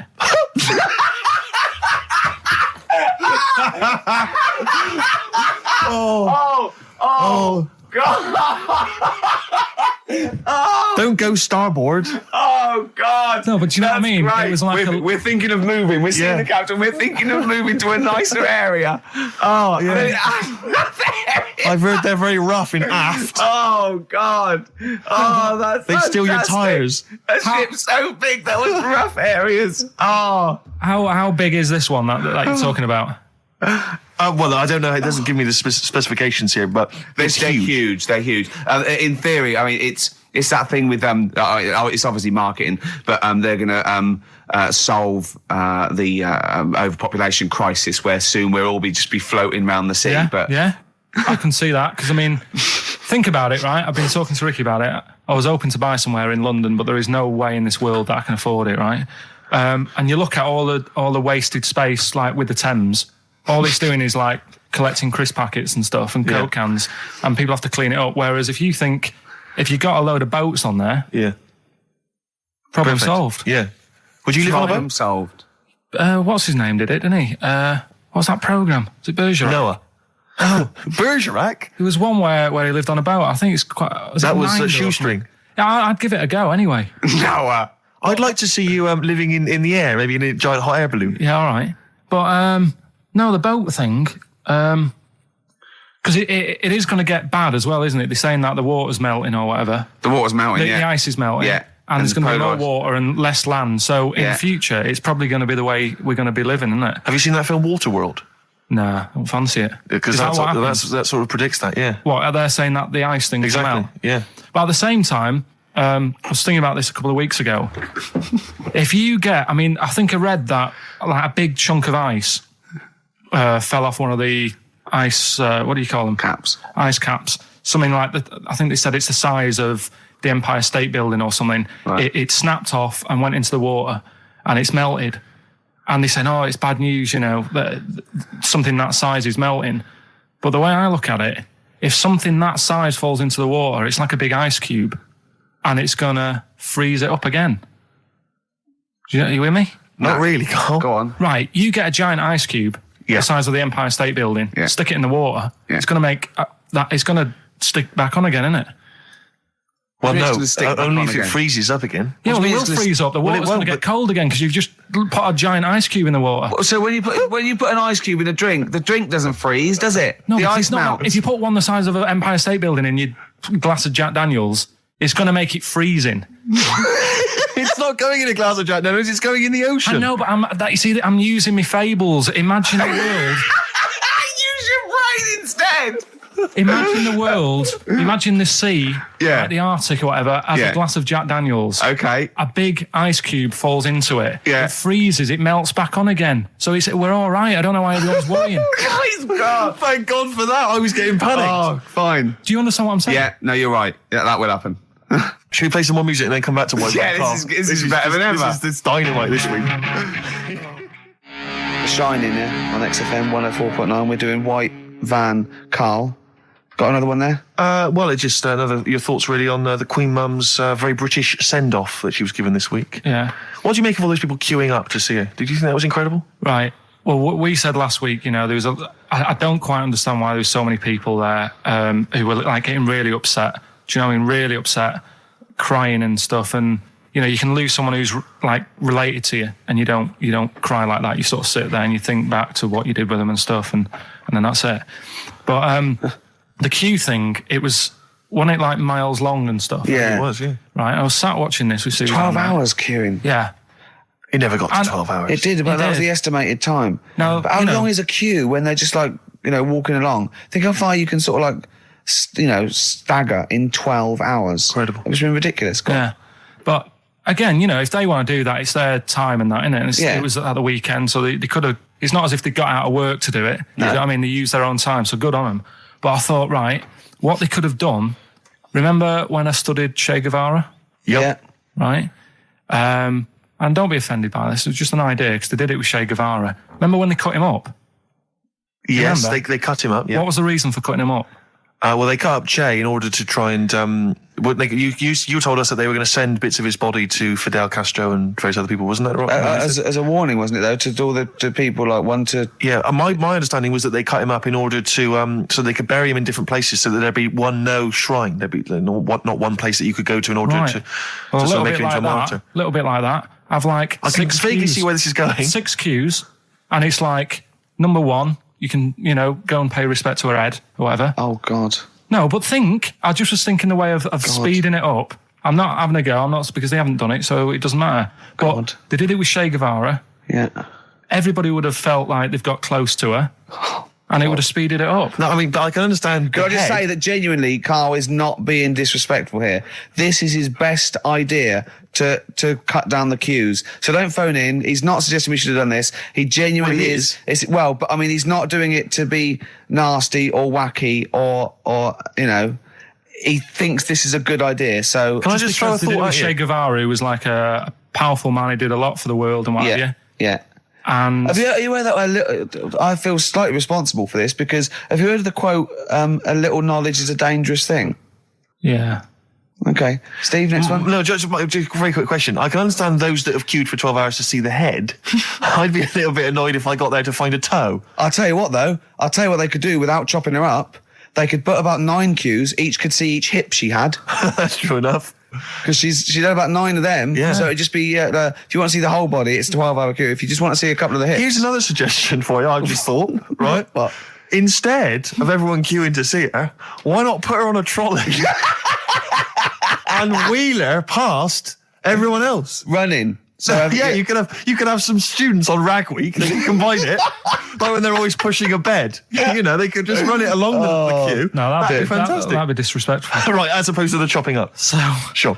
No, right. But just an idea. Just I apologise now. Anyone's offended. Anyone offended, I'm sorry. But Yeah. Okay, finally, this is more frothy. Liz Hurley lying low, apparently, at Elton John's house to try and avoid the press now that she's had a child. That's a good place to go to avoid the press. Exactly. Yeah, Elton John's house. Everyone seems to be friends with Elton John. Yeah, Every celebrity's when friends they pop with... into Elton John's house, what is he running some sort But of... it was like when Robbie Williams was a drunkard and a drug addict, he went to Elton John's. Yeah, and who's the other fellow that went there as well? Was someone to recuperate and shoulder the crime? Is he giving out false passports? I don't know if people have seen his history. He's not the man of, I mean, I know he's cleaned himself up now, but, maybe that's it. Maybe he's got this kind of insight into how to deal with celebrity. Yeah. What do you think? I think it's just genuine mates with him. I think he's just a friendly bloke. I think she's been doing too much lying low in the first place. That's part of the problem, isn't it? High five, Karl. That was a genuine joke from Karl there. And he's so proud of himself. Look at his little face. Too much lying low. Oh, that was my but I van agree Karl. with you. Why can't she just go around to her mum and dad's or something rather than Elton John where everyone's looking? Yeah. Yeah. That's the point, isn't it? Yeah. So that was good, yeah. Very good, yeah. Right, what music we got? We got... Bit of Flaming Lips. Flaming Lips, excellent. There's the classic Race for the Prize. Should have been a big hit, never was, sadly. Okay, we just do White Van Karl then. This is your opinions. You can't be wrong on this, can you? There's no right or wrong answer here. Okay. Right. But this is where we ask Karl his views on the big news stories of the week. Basically, we've stolen an idea from the Sun newspaper, and so this isn't cruel, this programme, is it? I don't think so. Picking on me. It's not, is it? It's weird because a few people have said, "Oh, you're picking on me." It depends how you look at things, isn't it? Yeah, but you do like it. We could look at it like it's a laugh, so it's not a problem for us. You know, we like you. You know, you're our favourite. Yeah. I'm going to say thing in the world, but I don't mean that, in a derogatory way. No, I'm cool with it. Yeah? Yeah. Right. Okay. So your views, please, on the fact that attitudes are changing to the possible marriage of Charles and Camilla. Oh, what do you think of that? The roars at the moment, because the recent tragedies are apparently high in the polls, and people are coming around to the idea of Charles and Camilla getting hitched. What's your thought? Whatever, really. I mean, if they're happy with it. The thing that comes out of it most is it just goes to show, right, that there is someone for everyone. Just because, I mean, no disrespect to Camilla, I'm not a good-looking person either. But she isn't a stunner, and yet she's gone and picked up a royal. Right? Yeah. So I think it's good for things like that to happen, because it cheers you up. Do you know what I mean? Gives you a bit of hope. Thanks, Carl. So yeah, it's good. You know, if they're happy, if anyone's happy, it's a good story, isn't it? Yeah. You know what I mean? Yeah. You know, he's had a bit of bad luck. And now he's got someone else in his life. So. While he's doing this, I'm just doing a list of questions to ask him what he thinks of things in the world. Okay. Is that all right? Yeah, no problem. No problem. Okay, what do you make of... Well, now listen, this may be a non-story, or it may be the biggest story that's about to break. Ulrika Jonsson and Sven-Goran Eriksson's affair. Are you familiar with this? It's over the papers today. Apparently, Ulrika and Sven are going out, although there appears to be no evidence for this. Yeah, I don't even give it time of day. Do you know? Quite right, well done. Doesn't affect me whatsoever, as long as he does his job well. Yep. And what's she doing at the moment? Presenting Dog Eat Dog, I think. Right, you know. As long as she does her job well. As long as they both do their jobs well. Well, yeah, at the end of the day, that's going on with a lot of people out in the world, isn't it? Do you know what I mean? Just because he's an England boss, as long as, you know, we win the games and that, he's doing his job. If she's, you know, gets a dog winning a prize or whatever. No. Okay. It's not worth it. Go on. Do you know what I mean? Yeah. So... Dog winning a prize. I haven't seen Dog Eat Dog. What's it about? It's all right. Go on. So that's it. Yeah, it doesn't matter. Okay, what about this then? Are you disappointed by the nation that a third of us are apparently unaware of St. George's Day? 23rd. Is St. George's Day the one with the snakes that we've talked about? No, that's... Are you one of that third, do you think? St. George is the patron saint of England who killed the dragon.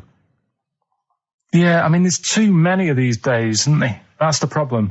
If you make it a bit more special, like Christmas, so you buy presents and that for each other, then people will remember it. But there's so many of these days with Easter and Pancake Tuesday and all that. So it's not surprising. I think as time goes on, we'll find that a lot of these days will just disappear because, you know, people are busy. There'll be new ones, won't there? I don't know. There'll be like busy. Gareth Gates Day in 50 years' time. It's just weird. I mean, I remember being a kid, right? Going out on a Sunday and shops would be shut because it was like, you know, the day of rest and all that. People don't care now. It's like, well, we can make some more money, we'll open the shops. Yeah. Do you know what I mean? Is that a good or a bad thing, Carl? It's good, because I remember I used to have to get up early to go and get some bread if we didn't have any in. Because the shop would only be open for a couple of hours in the morning. Yeah. Whereas now I'd be able to... Yeah, I remember that. Shops and you couldn't get aspirin and stuff, certain things. Nightmare on a Sunday afternoon. Yeah. So, that's right, yeah. And pubs didn't open till 12. Do you remember space operas? Yeah. Yeah, shut up. Can I ask you something? Go on. Okay, I've got a little list of things. What do you think of, like, those pug dogs that are bred and they can hardly breathe? Evil. Yeah. What do you think of, gays? They're alright. Do you know what I mean? Just like straight people, you get bad ones, you get good ones. Exactly. Right? We've learned a lesson today, haven't Absolutely. we? Let's play a record. Yeah? What do you fancy? A bit of Radiohead? Yeah. You don't mind, though, if people think we're gay, for instance, when we go to the Baptist No, tomorrow? that's terrible. I don't want that happening. Why? Hey? Why? Because I'm not. That'd be a lie. I don't like lying. If I was, I'd say I was gay. Yeah. But I'm not. We'll say you were, just pretend. We won't get in otherwise. No. Just a little kiss and a cuddle. Say I'm a bit gay. No. I'm not gay. Right. White Van Karl. White Van Karl. Yeah, this is where we steal the White Van Man column from The Sun and basically fire those questions at Karl, getting his opinions on the week's news. Okay, Karl, let me see. Okay, what do you make of this? The average woman, apparently, takes 27 minutes to get ready to go out. Did you know that? Is it? Are they saying that's a good thing, or? No, they're saying that the bare minimum It takes this is what they surely. said. No. But I remember reading. I'm sure they said that it takes them 27 minutes to get ready to go out at the very least. I think it's not that bad if it's for a night out. It's that. I mean, 30 minutes is all right. If it's going to get to 20 woodbines, but yeah, or if the house is on fire and it's like quick, get ready and get out. I don't think it's in a fire. No, I think. Yeah, go on. I think 20. That's 27 minutes. I take about 27 minutes. I can take up to that. But do they include the getting up, having a bath? Doesn't give me any more details. No? 27 Well, it's difficult to go by. Difficult to go on that one, isn't it? How long does Suzanne take to go out of the house? Depends, like I say, if we're just nipping out shopping. The old flip-flops and trackies on? Yeah. But if you're going out for the night, it takes a bit longer, doesn't it? Yeah. Yeah, you got wire in the trackies. yeah. Come on. Okay, no, really don't know what the ins and outs of this story are. Is Sven Goran Eriksson sticking with Nancy rather than Ulrika? Was his wife in it or his girlfriend? Yeah, I don't know if this story's true. No one seems to have offered any evidence for it. Anyway, everyone remained silent. It's rubbish.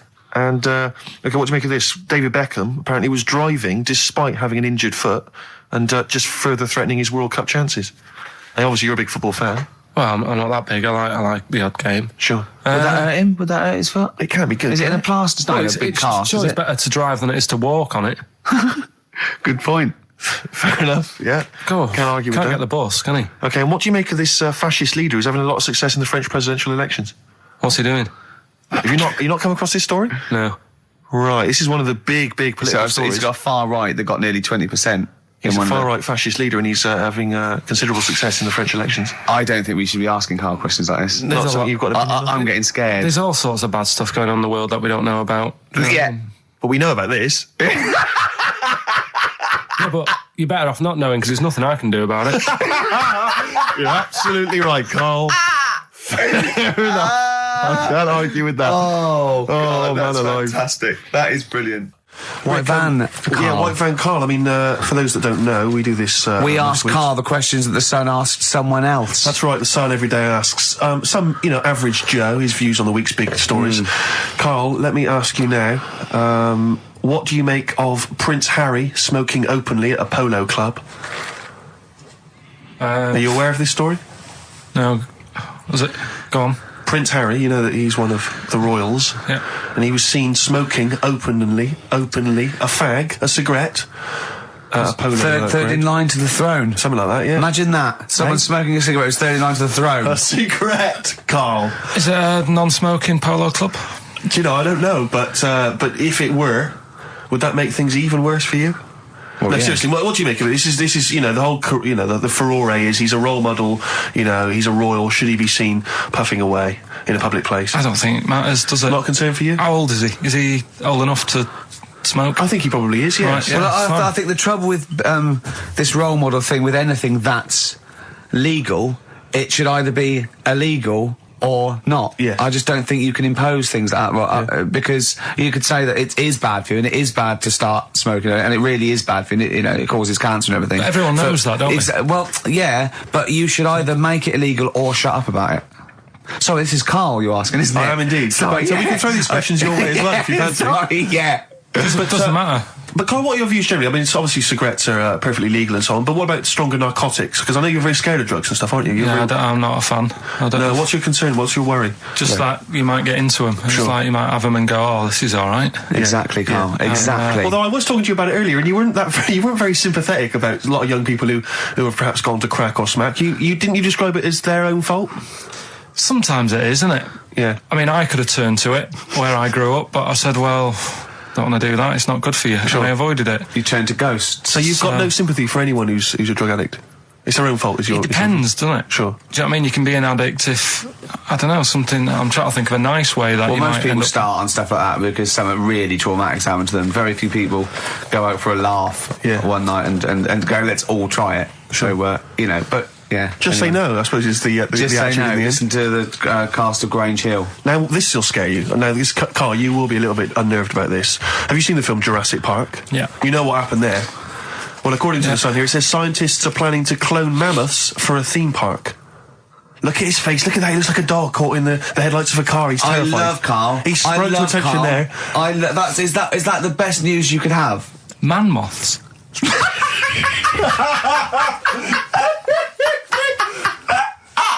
Right. Yeah, man moths. I man love moths. the fact that that's why he was so excited that they bred a man moth. What is this? Yeah, it's a human being that hides in your wardrobe and eats an entire jacket in a day. Yeah. What do you mean, man moths? Mammoths. Mammoth, the big hairy Have you heard cow of a from the mammoth? Ice Age. I mean, elephant. You're not so excited about that, then? You can take or leave bringing back mammoths to life, but a man moth... A man moth is a different matter. Oh. If we'd have never brought that up, he'd have gone and told someone now, Yeah. you know, they've bred an half man, half moth. This and is that's what how, we This is how mean. things start. This is what we mean when you hear don't- these ghost Are you stories. slightly deaf? Is that it? When you hear these stories, you're slightly deaf. And his head was in the basket, and he went, count how many times I blink. Is it... Carl, is English your first language? Are you actually foreign? Is that the thing? Yeah. Should we When speak we say slower? foreign, we mean not of this planet. Yeah. Should we speak slower? Would that be a help to you? No, go on. Next What do you one. make of that? Do you think that's good? The Do you think idea that's of good to bring back mammoths? prehistoric animals. These giant elephants. They're slow, aren't they? It's not as if they're going to like get out and run fast and they can't capture them. They'd probably be a fence, to be honest, Carl. They'd probably be a fence. No, but I'm saying, but you're asking it as if like, oh, it could all go wrong, but it couldn't, could it? Well, really? but the point was about Jurassic Park is they thought it wouldn't go wrong. They thought they had it all under Yeah, but control. that was and Have it you didn't. learned Dinosaurs. nothing from Jurassic Park, Carl? Dinosaurs would say, oh, think about it before you do it. But with a hairy elephant, it's not going to... Not a concern for you. Would you go along to see him? Would you be interested in that? If it was in the area. He's great, isn't he? I'd love a queue, Nothing right? impresses No, him. but what I'd like to do is Carl sitting like Yoda in a little cave, and I'd just like to see people like Tony Blair and, you know, Stephen Hawking in a queue, and they go and say, Carl, got a bit of a problem. Yeah, and thinking of cloning a man and a moth. Yeah. Problem? yeah. Not an issue. No, if I'm in the area, I might cruise around and have a look at it. Otherwise, just don't send it near my clothes. Oh, that's fantastic. So it's just for a second. As the words "man moth" came into your head, how excited were you? I mean, were you both terrified and excited? For the moment when you thought that they'd cloned a man and a moth? I pictured... What kind of face did he have? Did he have the moth's head, or was it a man's head? just a little man head. Right, what was his face? What did it look like? He just was like a bit shocked. Perplexed, yeah. Yeah, So it was like he'd been grafted onto the body of a moth without his consent. And when he was asleep, Yeah, he'd woken up. he just went in to have a goiter removed, Yeah. and they said, we've He replaced woke your up with goiter with the body of a giant moth. Yeah. Is that all right, Mr. Jenkins? So he had the head of a little. Was it a little boy or a man? little man, Right. Okay. and he's just bumping into a lamp. He's just running into the lamp. If you went into hospital and they'd done something, what's the worst thing they could do, right? What would you rather have done, right? You wake up and you've got lobster claws for hands. Right. You wake up and you've got duck's feet. Or you wake up and you've got one horn coming out of your head. The worst thing, Yeah. probably the horn coming out of my head. Why? Get in the way. That'd be useful, wouldn't it, in fights and stuff? And for like parties, people play Well, I suppose quoits. the lobster claws would also be quite handy there. Definitely. That's all right. So have you got a competition that you can regale us with, Claire? Because obviously Carl provides a lot on this show. Hold on. We could do White Van Claire. White Van Claire. Yeah. Are you familiar with this? We ask No. you questions, topical questions, just Okay. getting your opinion really on the week's news. Okay, yeah. It's on the If you spot. look forward to that. But you know I'm a little bit, you know. A little bit simple. That's well, fine. just a little bit, you know. What? I always sit on the fence. Don't Oh, I? right. Well, don't You sit on the remember? fence. You see, But the you worst did- thing there was she was saying I'm a little bit like, you know, liberal or undecided, and you went simple. Yeah. You I assumed. didn't know. I thought I'm a little bit, coked up? I don't know. Who knows? It's Sturgis. Anything could be possible. But the other thing is with Carl, we didn't know how good value Carl was until we asked him sort of intelligent Well, this is questions. true enough, yeah. Because he looks quite intelligent. Well, this doesn't is he? it. I mean, So the thing with you, Claire, is I don't discover- think we've probed you enough. We don't know what, You your haven't views are on a lot probed of me things. enough, But we actually, don't know what Steve, your no. views are, This is what I'm saying. We don't know where you stand. I mean, don't sit on the fence. This is the new Claire Sturgis. Yeah. All right, we're Yeah, going to delve deep, dynamic. find a personality in there, Claire. Let's go back All to right. the old days. How about a bit of the Smiths? That was beautiful, Rick. Listen, we haven't done it for a while. White Van Man. I thought there's some interesting questions raised today, and I think it might be nice to just throw them Carl's I think we direction. set Carl up again in the last hour as a person that people want to know Yeah, they want to his know what he's opinions thinking. on the They wanna world. know Yeah. what- if you're not familiar with it, on Saturdays, the Sun newspaper asks a typical white van driver questions his opinions on the week's news, and we thought we'd throw these in the direction of Carl. Yeah. And then what do you make of this teenage thug, Carl, Mickey Carroll, who spent 4 months in jail and he's won 9.7 million on the lottery? Is that justice? When you think of all the good people that are going hungry? And there's a lad there and he's won... Did he buy the ticket before he went in? No, I think he bought it once he'd come out. So he's done his time. He's done his time. Fair enough then, he's been punished. Yeah. Right? He's bought a ticket. He's had a lot of bad luck. Mm-hmm. Now he's having a bit of good luck. Right, next one. Are you concerned that now he's got all that money, he could turn into like a sort of mastermind villain? You know, like a James Bond style villain? He's got a criminal streak, we know that. Is that a concern for you? I mean, we imagine don't. that he could build some kind of underwater fortress. We don't. With my lawyer's hat on, we don't know that. Yeah, well. Well, he'd have to prove that he didn't have a criminal streak. I'd say you've been in jail for 4 months. Yeah. Sometimes people are bad because they haven't got any money, so he might be an angel of gold now, or whatever his name is. 1 in 5 children aged between 11 and 16 go on booze binge sessions at least once a week. That's terrifying news, isn't it? Kids, they know too much now. Yeah. You despair. I know, right? Yeah. Listen to this one, right? Go on. My dad had me niece in the car, right, running her to school one day, and she was in the back of the car with a mate, and they were chatting away about stuff like kids do. And he got onto the topic of one of the mates, who he said, I mean, you've got to remember, my niece, this point, was probably about 5 or 6, something like that, right? In the back of the car, talking about My Little Pony, whatever it is they play with. Subject changed. That Lisa in our class, she's a lesbian, isn't she? Right. That was that's what they were talking about. Yeah. Chatting away about it. Just openly talking about lesbianism. And probably, this is the topic that they're talking about in the pub when they're having out drinking. Yeah. Yeah, but they might have thought a lesbian was a funny word or something. You don't necessarily know the ins and outs of it, do they? It's weird though, isn't it? Because when I was younger at school, you didn't you swore a little bit, but it wasn't like major swear words, and you sort of did a little bit of nicking, but nothing like they get up to now. I mean, my girlfriend, when she was about 7 or 8, she was walking to school with her mum, and she called her a C-U-N. Right? You are joking. No, she said, because she thought it was she said she thought it was a big furry animal. So she was being nice, and I remember, where'd you hear that? Where'd you hear that? Like, just heard it at school. So they might not know what it means. Well, I tell you, I'm gonna have to use kind of euphemisms here to tell this story, but when I was at school, I learned, the stronger version, it's not the same word, but it's very similar with one letter changed. I'm gonna use twit. Yeah. You know the word I'm thinking of? Yeah. But I'm going to use the word twit to replace it, right? And I went round... Do you think that's twat? Yeah. Alright. That's what I'm thinking of. And, so can I say it? Am I allowed to say it? No, it's weird though, because some people from Cornwall use that like saying twit. So, if people listen in Cornwall... Do you know what, a twit is a pregnant goldfish? Well, I learned the stronger version of twit. Yeah. Twat. For those that aren't sure. I learned this in school when I was like 10 or whatever, and I didn't know what it meant. I thought it was just a stronger version of twit. Yeah. I thought it was just if you were really annoyed with someone because they were a real twit. Because I is worse than I. Exactly, apparently. So, Carl would be a twit. And so I started using this at home because I didn't realise what it meant. I started using this at home. Oh, you twit, you're a twit. And saying it to my dad, you're a twit, but not saying twit. Yeah. And my dad didn't know what it meant either. That's great. I couldn't believe. So he started using it as well, right? So then we'd be driving in the car, he'd be saying to my mum, you stupid, say this to my mum, you don't pull over, you're gonna bum it, you twat. And saying this, then I learned at school from Mark Johnson what it really meant. Yeah. Stopped using it, obviously finding out it was quite an offensive word. Yeah. I didn't want to bring it up to my dad. I didn't want to sit my dad down and say, Dad, you know that word we've been saying? Yeah. You know what it means? So now, to this day, I've never brought it up with him. So we'll be driving, I go home for Christmas, we'll be driving around, he'll be calling my mum that word. Left, right and centre. I think she knows. I think she's just embarrassed. Or she's just upset and she knows what it means. She goes, why does he keep calling me this terrible word? But he's the only one, I think, in our family who doesn't know what it means. No one's got the guts to say. I don't know whether I should tell him this Christmas. Oh, what a twat. I know.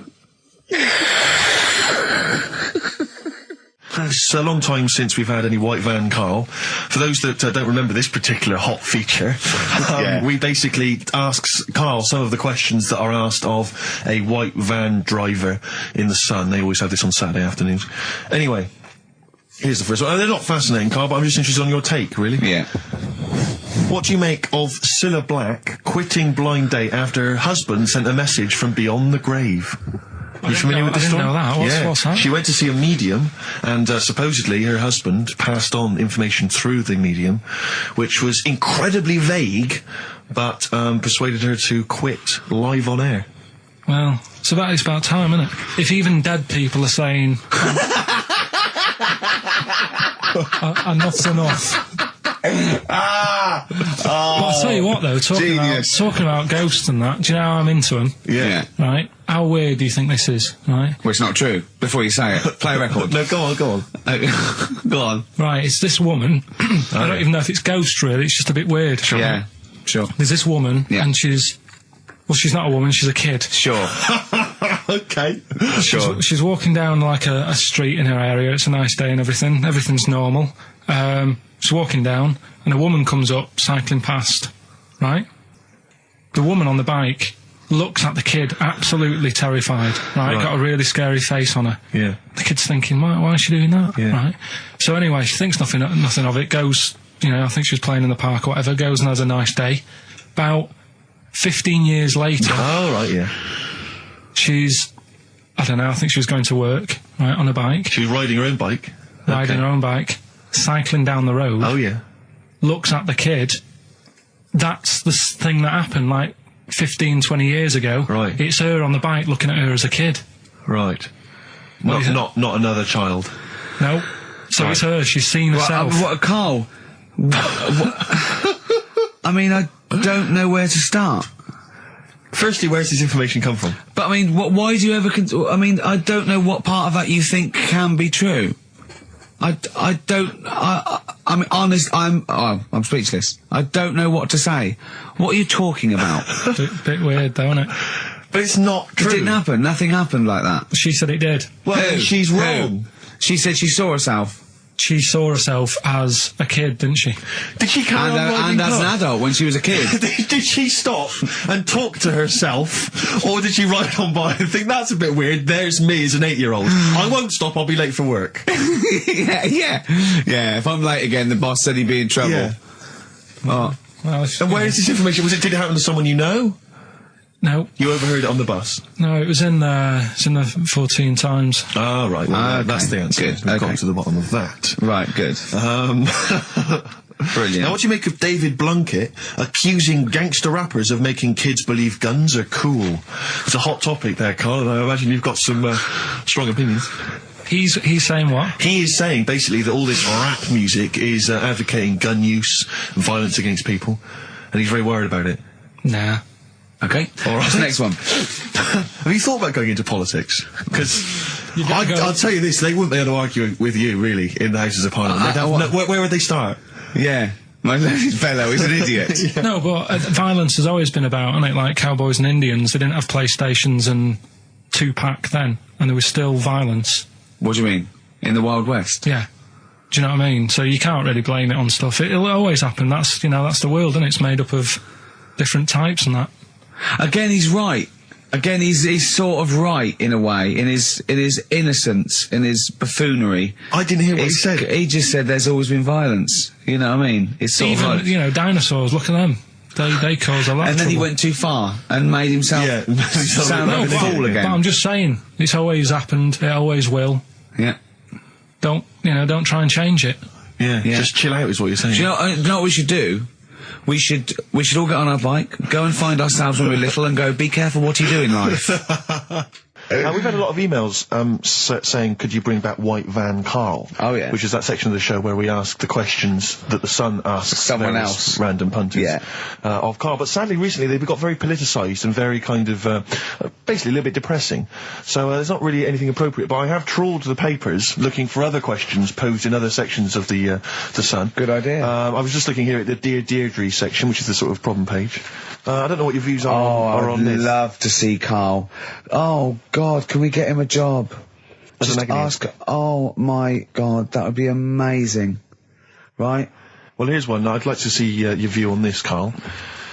I'm a happily married 42-year-old woman with 4 kids, yet I've developed a huge crush on pop star Darius Dinesh. Yeah. It sent my hormone levels through the roof, and last night I woke my husband up at 4 a.m. for sex. We've been married for 20 years and he can't believe his luck. Recently I've been having I want to go to I'll stop you there. Why are you telling me? Right, carry on. Sorry. Recently, I've been having erotic thoughts about Darius morning, noon and night. Yeah. I haven't felt like this since I was a teenager and mad about Donny Osmond. My husband is amazed at the change in me. We had sex twice last night and again this morning. Again, why are you telling me this? Yeah, go on. He's just boasting. This is not a problem. It's not a problem. What's here. the problem? No problem, just wanted to tell someone. Thanks very much. I watched Darius on TV last night, and when my husband came home, I dragged him into the kitchen and we made mad, passionate love. Right, they did it then, twice last night, once this morning. That's 4 times. 5 times she's mentioned it so far. Yeah. She's doing alright. My husband, this is a great bit. My husband thinks it might be his new moustache. Or that I'm going through the menopause, but I know You were thinking of growing a moustache? I was thinking of growing a change it moustache. up with the ladies? I love the idea, that's what he thinks it is. He's telling his mates in the pub. You should grow mad with to me. these. Grow The with old these, Tom right? Selleck. 5 times in the last 24 hours. Hooray for sexy Darius. So, what do you make of that then? What are your views on that? Hold on though, if that bloke is reading that paper, that narrows it down It's a gotta bit. be, yeah. Who else did he know? His wife likes Darius, he's had sex 5 times that night, and he grew a new moustache. He's thinking, I wonder if that's me. Maureen. Yeah, go on. But what's your concern? Because I'll tell you what her problem is. She's worried that, the reason that she's now kind of overly excited and she's, having this great sex with her husband is because she's actually fantasizing about someone completely different, younger. She's having these wayward thoughts, isn't she? She's a bit concerned about that. What's your concern? What are your thoughts? I reckon she's going to start shoplifting soon and coming out in hot flushes. Go on. Just, they're both happy, aren't they? He's getting what he wants. She's happy. I'd say, yeah, whatever, get on with it. Do you think that she should confess? She wants to be honest with him. I wouldn't, because not that many fellas like Darius. Right. So, if you're sort of thinking, oh, she'd rather have him than me, I don't What do you think Darius would think of this? He'd probably be happy with that. I mean, What would you do if you got loads of phone calls, right, from women going, Karl, whenever you're on the radio, I just have to do it. I just have to do it. Your voice makes me... I'd say, alright, well, it's alright. I'd be happy with that. Would you? Yeah. I mean, just in case anyone is doing that. What would you do to sort of like egg them on a little bit, to help them out? What do you think... What sexy things would you say? What do you think is your quality? What do you think people would find, pretty horny about you? Is it your sort of mank wine, do you think? Like, just say this. London shit, innit? I think say that, but, London, it's not that good, is it? Oh, I think you've done it there. So that's Say something quite sort of sexy though. Say something like, well, I love to love you. Say something sexy. Say that. No, say something sexy. Sue's answers to me, do you love me? I go, yeah, you're alright. And the thing is, I know that's true. Yeah. I know that's true. That's brilliant. But because one of the things that Deirdre says is that she's wondering if this marriage is going a little bit stale and needs to be freshened up. They need to give a new spice, a new spin to the marriage. What would you do? What advice would you give to spice up, something that they've been married for quite some time? I think get Darius, all Darius things, get David Snedden's new video on the telly. What do you reckon though, Karl? Just treat them. Do you know what I mean? Just surprise them now and again with stuff. That's what I do. It's what you got those condoms, didn't you, that you got 2 for So, 1 off? hang on, what? You've never done that? What? You've surprised Suzanne with what? I've like, You stood behind a door and shouted at her when she comes in. Don't drop the jelly! yeah, just the usual stuff. There was some free chocolate delivered to work the other day. I took her a bit of that home. Nice of you, that's really thoughtful. She didn't like dark chocolate, but I said, well, that's a thought. So, I had it. But, you often benefit from any gift that you give her. The chocolate, the meal, the condoms. There's always something in it for you. Yeah, there is. I love the idea. She's got bored with a Christmas present now, though. What, the condoms? Yeah. Or the food that she ate. No, the condoms. Right. Yeah, she's got tired of filling them with water, throwing them at the passing kids, or putting them on her head and inflating them. I love the idea of asking problems. What do you think of erectile problems? That Pele advert, he goes, be careful, we haven't got erectile problems, call this number. What would you do if you're impotent? What would you do? What's the advertising? Just saying, like, if you can't, I haven't seen that. Yeah. Why have they got him doing it? Wow. Well, he used to, he used to be able to keep it up for hours, the ball, and Yeah. What would you do if you... To advertise that? No, if you suddenly couldn't get, What would you do? I don't think it'd bother me now. I know you're 30. You're talking like you're an 80-year-old. No, but do you know what I mean? You sort of been there, done that now. It's like the boxing and the dancing that I did. It was good as a kid, and now it's like, take it or leave it. You need to write to Deirdre.